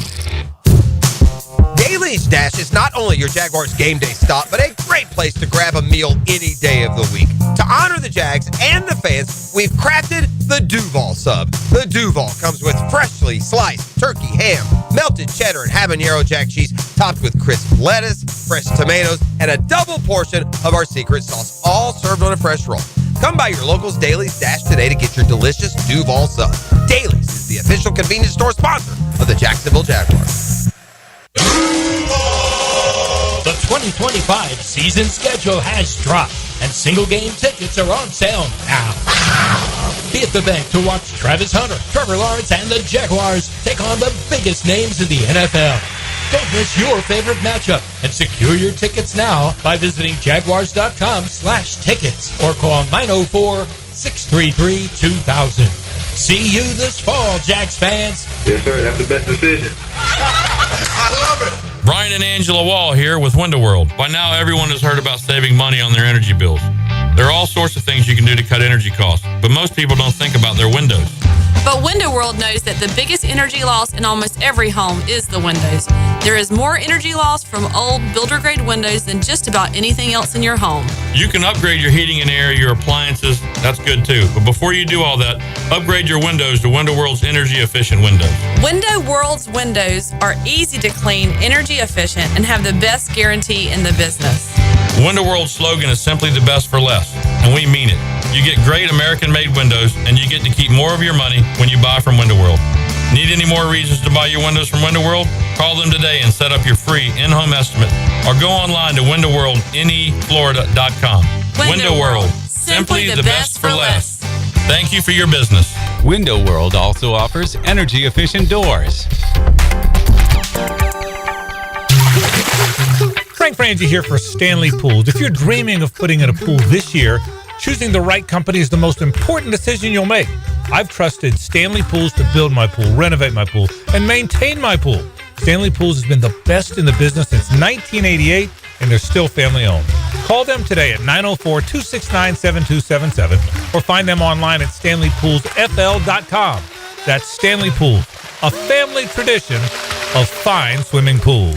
Spring has sprung, and so have the bugs. It's Hayes Carline and my friends at Kingfish Pest Control offer an exclusive $99 spring special. That's right, your initial pest control service is just $99. And if you call today, they'll include a free one-time mosquito treatment. Kingfish Pest Control is family-owned, 5-star rated with no binding contracts, and 100% satisfaction guarantee. Call them now to book your service. Only at Kingfish Pest Control, proud partner of the Jacksonville Jaguars.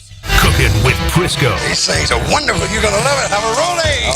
Catch CBS Sports senior NFL writer Pete Prisco every Friday afternoon on The Frangie Show. Brought to you by Showtime Sports Cards and Collectibles on 1010XL. If you're ready to transform your yard with a fence that stands out, elevate your curb appeal with Superior Fence and Rail. Superior takes pride in offering first-class service, friendly installers, and unmatched fence products. Mention this ad and get $250 off your next project. It's time to get off the fence and call today. When you're on the fence, about a fence, SuperiorFenceandRail.com. Are you struggling with hair loss? At IHRS, we understand because we've been there too. We're dedicated to finding the best solution tailored just for you. My hair looks great. It was thinning, and IHRS restored my hair. It's now fuller, it's thicker, voluminous. It's made me feel great. With the latest technology and FDA-approved laser therapy, PRP, and non-surgical hair addition, we offer guaranteed solutions for men and women.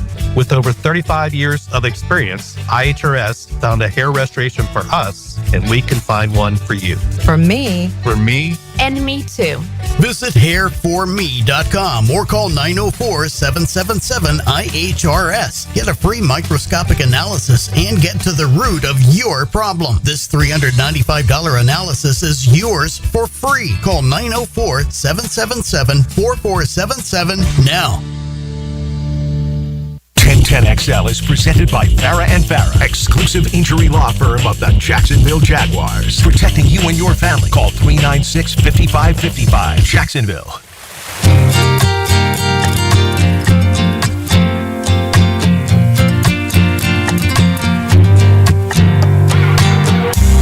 Fold out, lay back, toes in the sand. Waves to Everybody's move. probably still wishing they were enjoying the weekend that was. For a lot of people, obviously, a 3-day weekend. This song makes me feel like we're back on the beach. Oh, yes. I love it. I spent a lot of time in the sun this weekend. Yes. It was very nice. Our friend Max did as well. Yeah. He boated It was a down to the Bahamas. trip to the Bahamas. Yeah, that's a whole lot of fun. All right, I'll give you today's Terminix Pest of the Day. As always, our friends at Terminix are the absolute best. If you have any sort of issues with pests, if you have termites, you certainly want Terminix to come out and handle those. And then this time of year as well, nobody likes mosquitoes. Have them come spray your yard for mosquitoes. That's what they did for us. They are fantastic. All right, so the pests of the day, it's all the haters. Taylor, all the haters. So Travis Hunter gets married over the weekend, and of course the video that went viral immediately is him showing his new bride her new vehicle, right? Her new Mercedes, whatever it's called. What is that? Somebody G-Wagon? There we go. I think it's a G-Wagon. And of course people immediately are up in arms that he's gifting her this vehicle that's worth well over $200,000 and that he didn't sign a prenup, supposedly, that, according to rumors.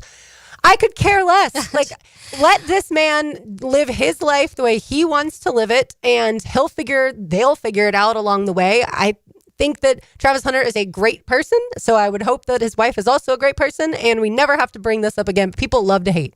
I was just talking to me about this in the office before we went on air, and I was like, I'm kind of confused as to where this is coming from, because somebody posted, it was like on one of the like NFL fan like pages on Facebook, and someone posted, and it was like a meme, whatever, and it was like, this is the same thing or something. And it was like Jenny and Forrest Gump, going back to Forrest Gump, Jenny and Forrest Gump and Travis and his wife. And I'm like, I don't understand where all of a sudden, like, all this hate is coming out, because they've been together for a while. And that's why I was asking me. And she was like, yeah, they've been together for a while. I think she's a little bit older, but I also just feel I think they're right around the same age, because I was tagged in something last week that I laughed at, because it said that she's 33 and he's 23, and that's not at all true. No, and somebody posted the similar thing with JJ McCarthy and his fiance, or what, did they get married or engaged? I can't remember. I think engaged, expecting. Okay. And so someone posted the same exact, where they're like, she's 33 and he's whatever. And I'm like, that wouldn't make sense, because they've been dating since he was in high school. So that would have been very weird. But I don't know where this came from. And I also don't remember the last time anybody getting married in the NFL was this much of a negative thing. Like, I just don't remember like how seeing much they spent on their wedding, and with 500,000. Like, you have. And some of it was, why did he give her the car at his wedding? That's weird, and blah, blah, blah. And I'm like, let people do what they want to do on their wedding day. Exactly. I totally agree with you. Terminix is so good in general, but they also take care of Everbank Stadium and ViStar Ballpark, ViStar Veterans Memorial Arena as well. There's a reason that they do that. And look, when it comes to people hating on you, I feel like that's when you know that you've arrived. Oh, yeah. Right? And so the moment Travis Hunter was drafted and the Jaguars traded up to get him, ever since then, I feel like there's been Travis Hunter something almost every single day, whether it's the route running at first that they said, he didn't run a good route, and then the next time you see him run a route, it was excellent. Then the fact that he obviously got married this past weekend, but before that, you had the dancing. Yeah. It just feels like people, and that's how you know you're a superstar, and that's how you know that this team gained a superstar, is there's always going to be that type of negative publicity, but Travis Hunter doesn't care. Yeah, and I do think that some of it is the Jacksonville side of that, for whatever national media and national other football fans outside of Jacksonville. If it's Jacksonville, people, I feel like, hate on it automatically. I don't know if it would be this negative if he was at one of the big, whatever. If I feel like maybe if he was still at the Browns, or if he went to one of those teams, it would still be. But let's say he went to Buffalo or Baltimore or Philly, people would probably be like, oh, heck yeah, Travis Hunter. But it's this weird, they're jealous thing. Yeah, I truly think that in this, there was only, we talk about the limited number of like stars in this draft, and the Jags made a very bold move to move up and get one of them. And the NFL outside don't like that, because they think that Jacksonville is just kind of like, oh, the city sucks and this sucks and this sucks. And so granted, they don't know. And that's what bothers me most of the time, is they've never been here, so they don't even know anything about Jacksonville. But I do think that it gets a little bit extra hate here because of that. But I do think somebody like Travis Hunter can change that, because, and right now obviously there's a little bit of polarizing, but there's also been multiple good stories that have come out. We talk about the lady on the plane who tweeted it, and then this last weekend, and then this last weekend he stopped and helped this kid who was training outside. So you are getting those, and the more those get out there, and especially if he goes out there and he balls out this year, people are going to fall in love with Travis Hunter, because he just is that type of personality. And he has this massive smile all the time. Like, he's always wearing his Jaguars set. Like, it's like always. Yeah, I love that. And I think someday I feel like the negativity will shift, and it'll be more in awe of how good he is on the football field, and the fact that he's able to do something that hasn't been done in so long, and certainly not in the modern NFL. And that's play as a really good receiver and play as a really good corner as well. People, I'm sure, ask you this all the time. They always ask me, like, well, so how much defense is he going to play? And I tell them, he's going to play on third downs, is my guess. He's going to play in the red zone. He'll play corner in the red zone.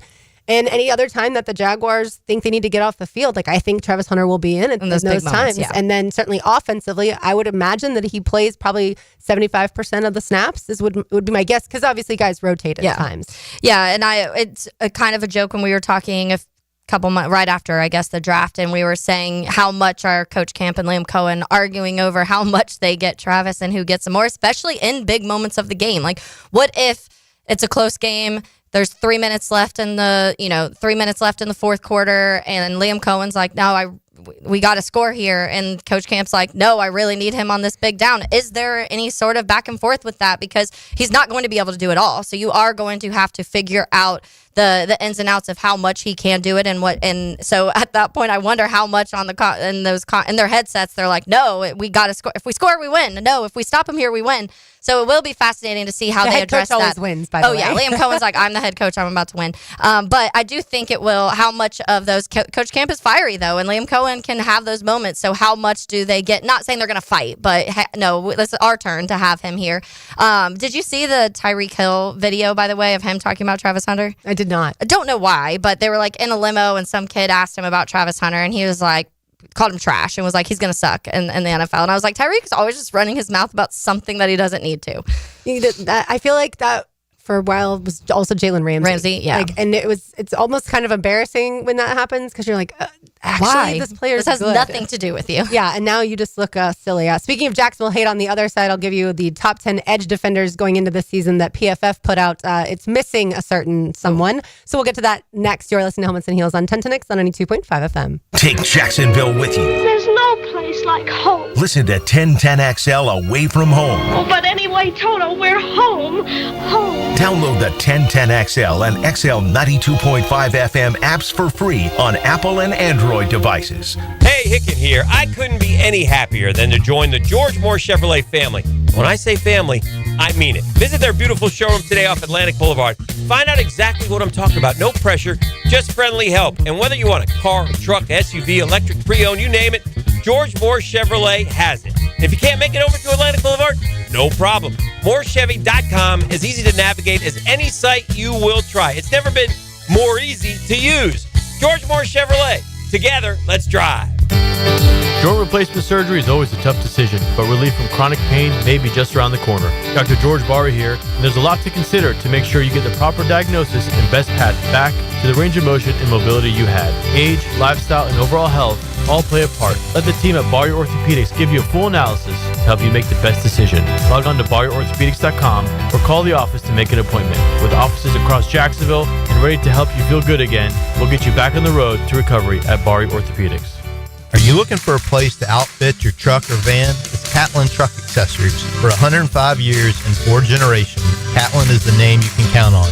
This is Keith Catlin, and we know trucks and vans too. From Lear toppers, ladder racks, van shelving, strobe lighting, roll and lock bed covers, and everything in between. If you want quality products and great customer service, there's only one name. It's Catlin. Who can you count on? Count on Catlin. For 105 years, you can count on Catlin. A chipped windshield can turn into a big problem fast. Lauren Brooks here. Trust Novus Glass of Jacksonville for expert repair and replacement. Call 904-289-2905 for Novus Glass in Orange Park. 904-289-2905. Your AC's broke, it ain't no joke. Call Florida Home AC. Florida Home AC. Florida Home AC. Florida Home AC. FloridaHomeAC.com. Listen all day as 1010XL gives you news, notes, and analysis of organized team activities as they get ready for the upcoming season. Our coverage of OTAs is hoisted by Heroes Lawn Care and Hurricane Grill and Wings. The judge swings the gavel and I pound the hammer. I'm not judging, just hammering. Hammer Time with Hayes Carlyon, weekdays on The Frangie Show. Hammer Time with Hayes, driven by Southside Kia on 1010XL. The team at Hidden Hills Golf Club invites you to book your next round of golf with us. At Hidden Hills, we love the game, and we'll provide you with a memorable golf experience at one of the most unique golf courses in North Florida. Check us out at hiddenhillsgc.com. Prosser here. It's a great time to sell your home, and I got just the people to sell it for you. Spring selling season is here. Rates are down, activity's up. Now's the best time in years to sell your home. Some homes are sitting on the market, though. Hiring an expert who can maximize your equity and minimize your hassle, that's the key. And I've been telling you who those experts are. Are you listening? I recommend Chad and Sandy Newman. Go to chadandsandy.com, the local real estate experts you can trust with the sale of your home. No required costly repairs. Pick your move date. There are no long-term contracts, and you can cancel at any time. So whatever problems you think you have, I've got you this promise. Chad and Sandy guarantee your home sold at an agreed-upon price and deadline, or they will buy it. There you go. Simple as that.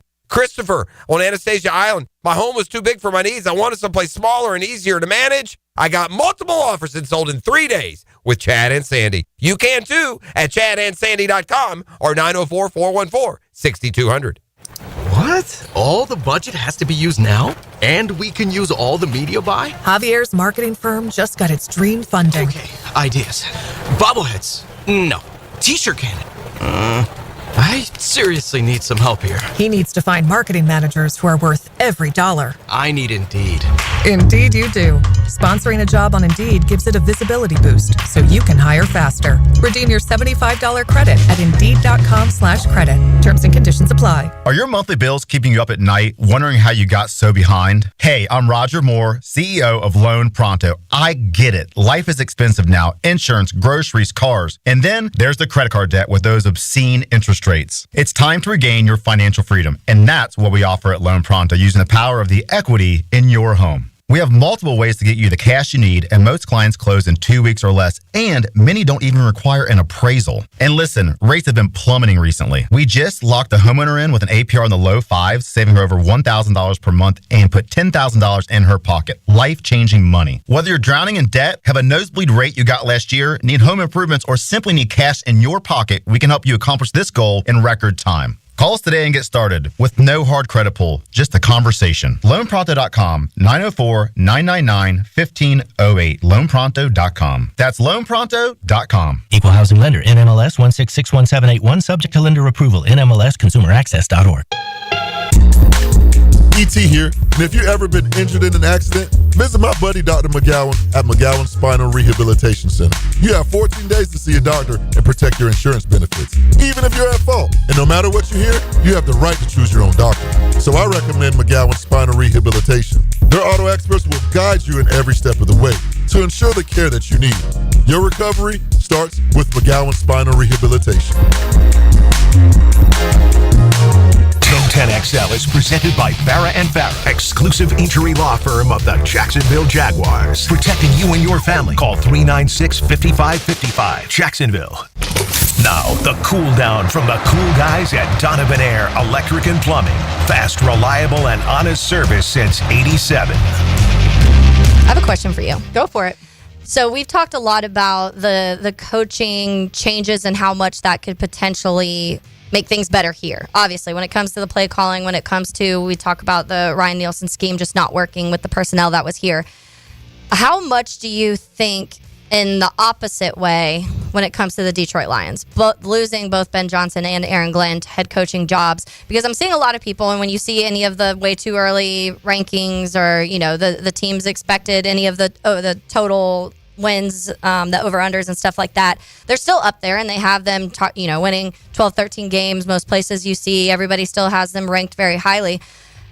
I'm genuinely curious how much losing both your offensive and your defensive play caller, I guess Dan Campbell is technically the main defensive guy there, but still Aaron Glenn was a huge part of what that defense, the improvements that it's made the last few years, how much that affects the Lions. Yeah, I think what's interesting is when the head coach is defensive, you look immediately to the offense. Yeah. And what Ben Johnson was able to do with Jared Goff and with all the different weapons that the Lions have was massive. Are they going to be able to keep up that level? Yeah. I don't know, because I do think that the offensive coordinator in a situation like Detroit with a guy, I would say Jared Goff maybe had his feelings really hurt, once upon a time, as far as Sean McVay and the Rams discarding him basically. Yeah. And so I think it becomes a little bit more difficult to build trust and rapport with the next person that you're going to have as your play caller. And so I feel like, and you certainly could speak to this too, because now you know Ben Johnson much better than most people, considering he's the head coach of the Bears. But I feel like Ben Johnson and Jared Goff had a really good not just relationship as far as the play calling, but off the field too. It seems like they were rowing in the same direction, in other words. And so I think that's a huge question mark. I wouldn't worry about the Lions defense. And now we saw over the weekend too, Aiden Hutchinson was cleared to play, which is good news for him.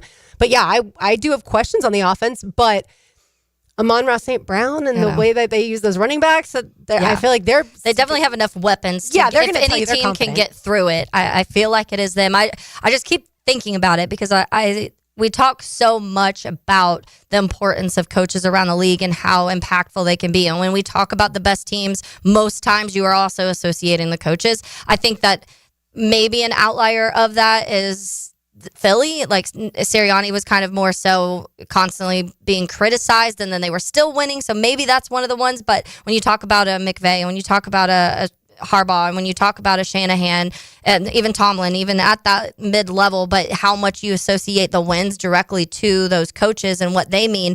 And then we have this Lions team who the last couple years with both now coordinators going and getting head coaching jobs, that shows how good they were in that area. And we haven't seen Dan Campbell without them. So I'm fascinated to see what that looks like. Yeah, and how does that affect, obviously, your team and the Bears in that division as well? Yeah. Look, am I right, by the way, Ben Johnson, isn't he like a relationship guy? Yeah, so from what we've heard, he is that bit wants to definitely associate himself and get those relationships close in the locker room. He's kind of mean. Like, that's something that I don't think a lot of people really knew. Like, it's a lot of reports coming out of camp that he is going ham on these players. He's a yeller, he's a cusser, he's in their face. And I don't know if people really knew that in Detroit. But when I've talked to people from Detroit, they say, when we had Jeremy Reisman on, he said, they'll use the word prickly. And that is definitely coming out. He's a very prickly person, but it's because he's such a perfectionist, and that's what we're seeing. That's what you see with, I would even put Liam Cohen in that. When you have conversations about the details that Liam Cohen sees in the players when it comes to route running, when it comes to where their feet need to be at certain seconds, when it comes to all of these tiny little things. And I think that's why, as they've started building this offense or kind of revamping this offense here, because there's some remaining pieces, but they also made several different moves. I think a lot of that is because it's the pieces and the people that Liam Cohen feel like he can do his thing with. And that's an important thing when you're coming to kind of revamping and rebuilding in that area. Yeah, absolutely. Yeah, the coaching matters, as we know, a ton. Yeah. And if they're not coaching, then you see a poor product on the field. Yeah, for sure. I have the top 10 going into this season edge defenders, according to PFF, Taylor Dahl. Mm-hmm. And I'll go through the list quickly, and you can tell me who's not on this list. Myles Garrett, Micah Parsons, TJ Watt, Nick Bosa, Aiden Hutchinson, Max Crosby, Trey Hendrickson, Jared Verse, Will Anderson Jr., and Khalil Mack. I could say there are two names that are auspiciously left off this list. Yeah, and that's what, unfortunately, I think because the defense as a whole last year, that affects those players. And I would have to go relook at that list real quick, just analyze the rest. But like Jared Verse, you have Jared Verse as, young as he is, ahead of Josh Hines Allen and Trayvon Walker. And I think that Jared Verse obviously had an incredible rookie season. And so maybe they're just saying in his rookie year, he was already able to do that. And so it's also fresh and new, and it was a very young, obviously. He got defensive rookie of the year. Both of us projected that. Yeah. And so he only had 4.5 sacks though, but he was such a big factor. And that's why I was a big fan of Verse, because he's really good at setting the edge and stopping the run in addition to kind of creating those pressures. So I just think that sometimes when they make these lists, it comes off as like the cool guy list sometimes, rather than maybe looking at as, hey, let's just full on tell me the 10 players that you would want on rushing the passer right now, not just be based off of one season, but based on what they've done. And so it is interesting when I was going through, a guy like Trey Henderson deserved to be on that list. Sure. A guy like Nick, go through them one more time. Yeah, Bosa, TJ Watt, Aiden Hutchinson. All those guys deserve to be there. But also Aiden Hutchinson didn't even play the majority of last season. Correct. So is this list, are you saying just last year, or are we saying right now in the league? Because if we're saying right now in the league, then Jared Verse shouldn't be on that list. If you're basing it from last year, then Aiden Hutchinson shouldn't be on that list. So I do think that those are what gets tricky about the way they do that. And when I was talking to Tommy McIntoney a little bit on the crosstalk about that, and I said sometimes it's just that fresh, cool name. They feel like they have to do it. And when other guys fall off, that's one thing defensively. When you look at I think the defensive side of lists changed so much from year to year because one guy comes and has this. 2 years ago you had 17 sacks, and so once you see that number, there's no way you can't put him on the list. But then when you see that kind of fall back a little, then people are like, okay, well, who can we replace him with? So it's really hard to make those. Honestly, I would not want to be the person putting my name on a list where I had to make that.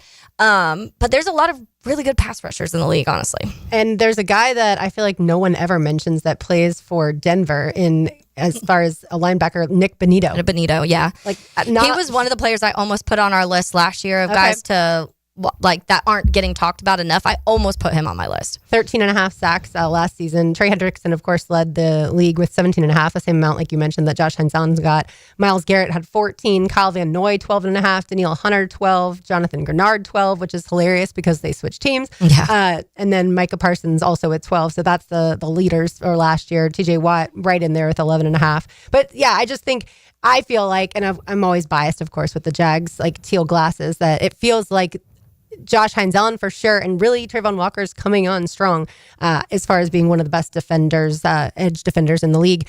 All right, Taylor, were you paying attention to, I know you had a busy weekend, were you paying attention to SEC baseball at all? I was not. Okay, so Vanderbilt won the SEC in baseball tournament, but here are the teams or regional hosts, I should say, in college baseball. 8 of them are from the SEC.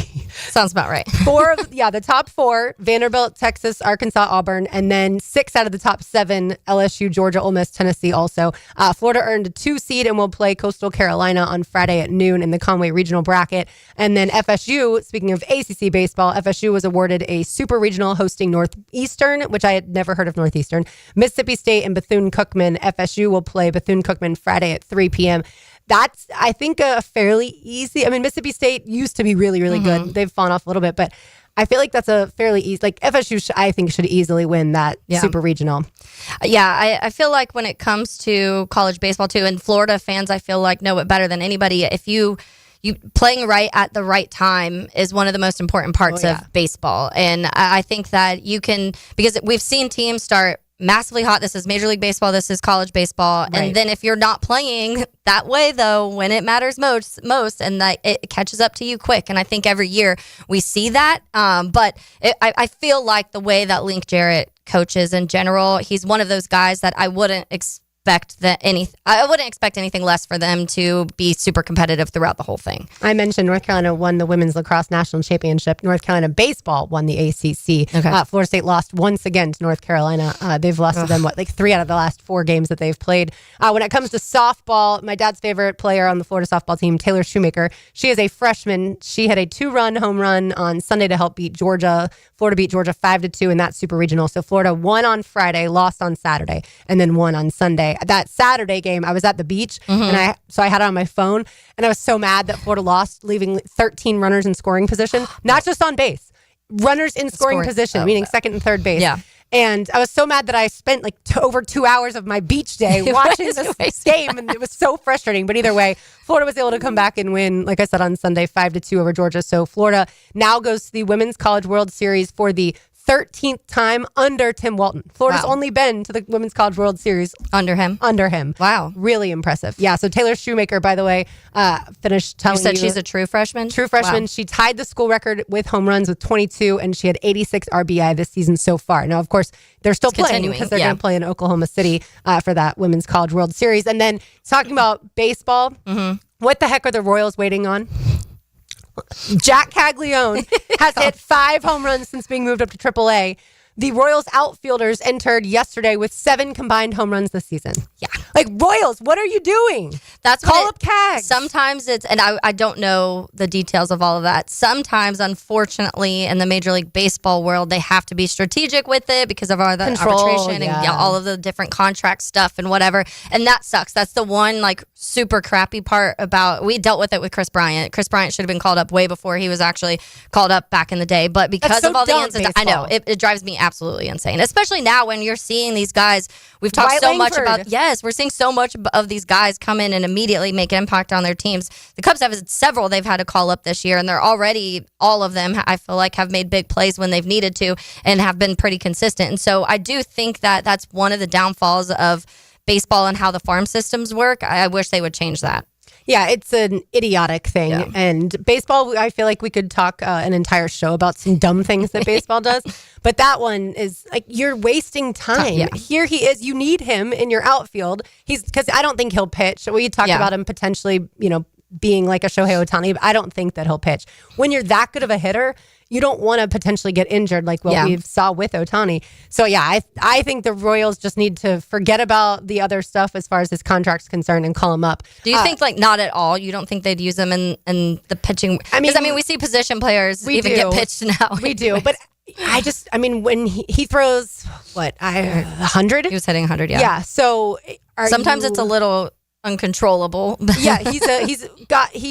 We could always tell, I always say this about Blake Snell too, back when he pitched for the Rays. You could tell within the first 10 pitches if they had their stuff that day or not, as far as location. Yeah. They're always going to throw hard. And Cags, I saw him pitch in Gainesville, which was awesome last season. But to me, you're just that risk of injury when you're throwing 100. But it's a good question that you ask, because would there potentially be a situation where he needs to just come in and get the last, the final 3 outs or something like that as a reliever? Yeah. I'd probably be too nervous, and I'd be like, you're already hitting home runs. And again, assuming we need your bat. Right. Assuming that going from AAA to majors, he would do the same thing. Yeah. I think he will. Yeah. So we shall see. One other baseball note. So Junior Caminero was he plays for the Rays. He was going through a bit of a hitting struggle. So he flew in a hitting coach from the Dominican Republic. That's where he's from. For some extra work last week, made an adjustment to his hands that helped, and he hit a 3-run home run immediately following that against the Blue Jays. Don't you think it's smart when these players realize that they can't just do it themselves, and they are, not so egotistical that they can't say something needs to change? Exactly, I need some help. Here. That's a great thing. And I'm going to relate this to Trevor Lawrence real quick, because I do wonder, and we've talked about Liam Cohen, how he came in and now has said, there's certain mechanical things we wanted to change. Trevor Lawrence was pretty much saying, I'll do what I need to do. And, he's obviously going to take in the coaching. But I wonder if there were moments where Trevor was like, I need to fix something. I just don't know what it is. And the coaching wasn't good enough the last couple years to actually understand and register that. Yeah, so what I don't know is, does Trevor have his own personal quarterbacks coach? I don't mean the one with the Jaguars. Yeah. I mean a mechanics outside of the Jags. And obviously we've talked so much with Denny Thompson through the years, and there are several of those types of people out there that can help you.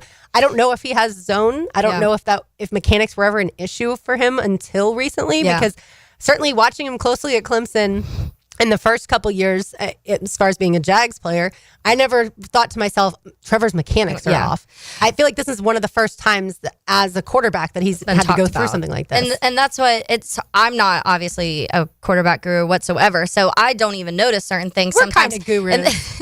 And then people will screenshot certain quarterbacks of look how much they're the way their arm is leveled, or they're leading with the left or right foot, or where their knees are, where their shoulders are. Those are things that when I'm obviously not that person staring at those and being like, oh, that changed drastically. But you've seen it with a lot of quarterbacks. You see it in baseball a lot too. Obviously, they'll come back and they have a completely different batting stance than what you saw the previous year. I think Javi Baez is probably a really good example of that, because Javi was a really, really good hitter back in 2017, lost to Yelich for the MVP race, but he was right there with it.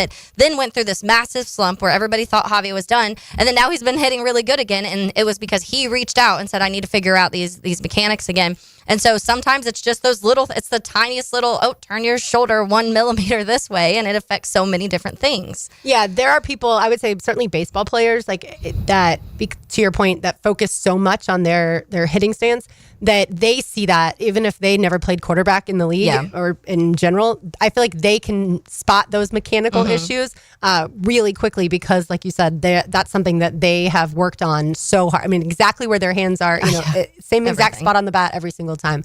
All right, let's say hello to Josie. Now, the 2-minute drill. Serviced by Cool Cats Heating and Cooling. Locally owned and operated. We're your neighbors. CoolCatsJacks.com. The coolest cats in town.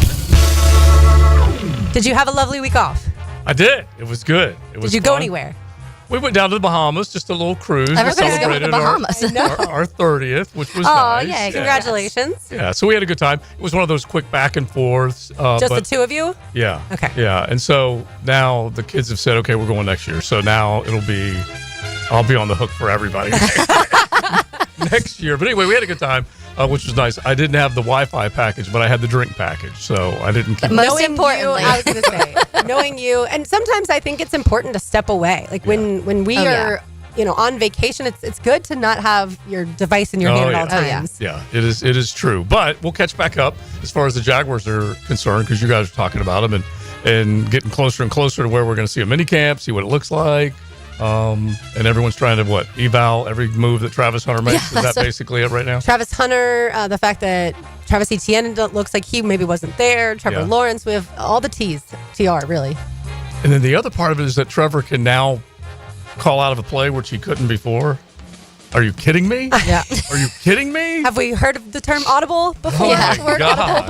I'll never forget. I feel like it took David Garrard a long time before it looked like he was audibling out. Same thing with Byron Leftwich, and then here we are. This is year 5, and someone's now telling us they can finally. We've got to get to this. Yeah. Took long enough, but I mean, I guess we're doing it. Yeah, well, we will welcome it if that's actually going to happen. So we'll see. So Gators golf competing for a national championship right now. I'm assuming that Luke Poulter's dad is Ian. Yeah. I haven't verified, but that's my guess. Yeah, he is. I'm pretty sure. Okay. But what is it leaderboard wise? Looks like Texas is winning right now. There are 2 matches to go, and Florida Golf just tweeted out need to win both. Okay. All right. Not going to be easy. I watched a little bit of it last Florida's night. It was pretty Texas. good. Yeah. Okay. All right. We'll see. Softball, baseball, Alex Condon back, all the Gators things. Yeah. We will hit some of that. Lauren wants to hit all of that. And then as far as the college football drama, y'all get into that as well? Yeah, we definitely will. And Matt is over in Destin, so we'll at least get a little bit of an idea. But yeah, it's all starting. This is that pressure point during the offseason where things have to be solidified. And obviously the news came out last week that they're going to go ahead and forget about the way it was seeded before. Now just go ahead and do general seeding, which makes a lot of sense to me. Yeah. So we'll see where it goes. All right, sounds good. Thanks, Joe. All right. All right, that'll do it for us today. For Mia O'Brien down at the Miller Electric Center, for Taylor Dahl, for RJ Saunders, I'm Lauren Brooks. These heels are made for talking. We will talk to you tomorrow, Wednesday. Tomorrow's Wednesday, Taylor. Yeah, that's going to mess me up all week for sure. But XL Primetime is coming up next, so don't go anywhere.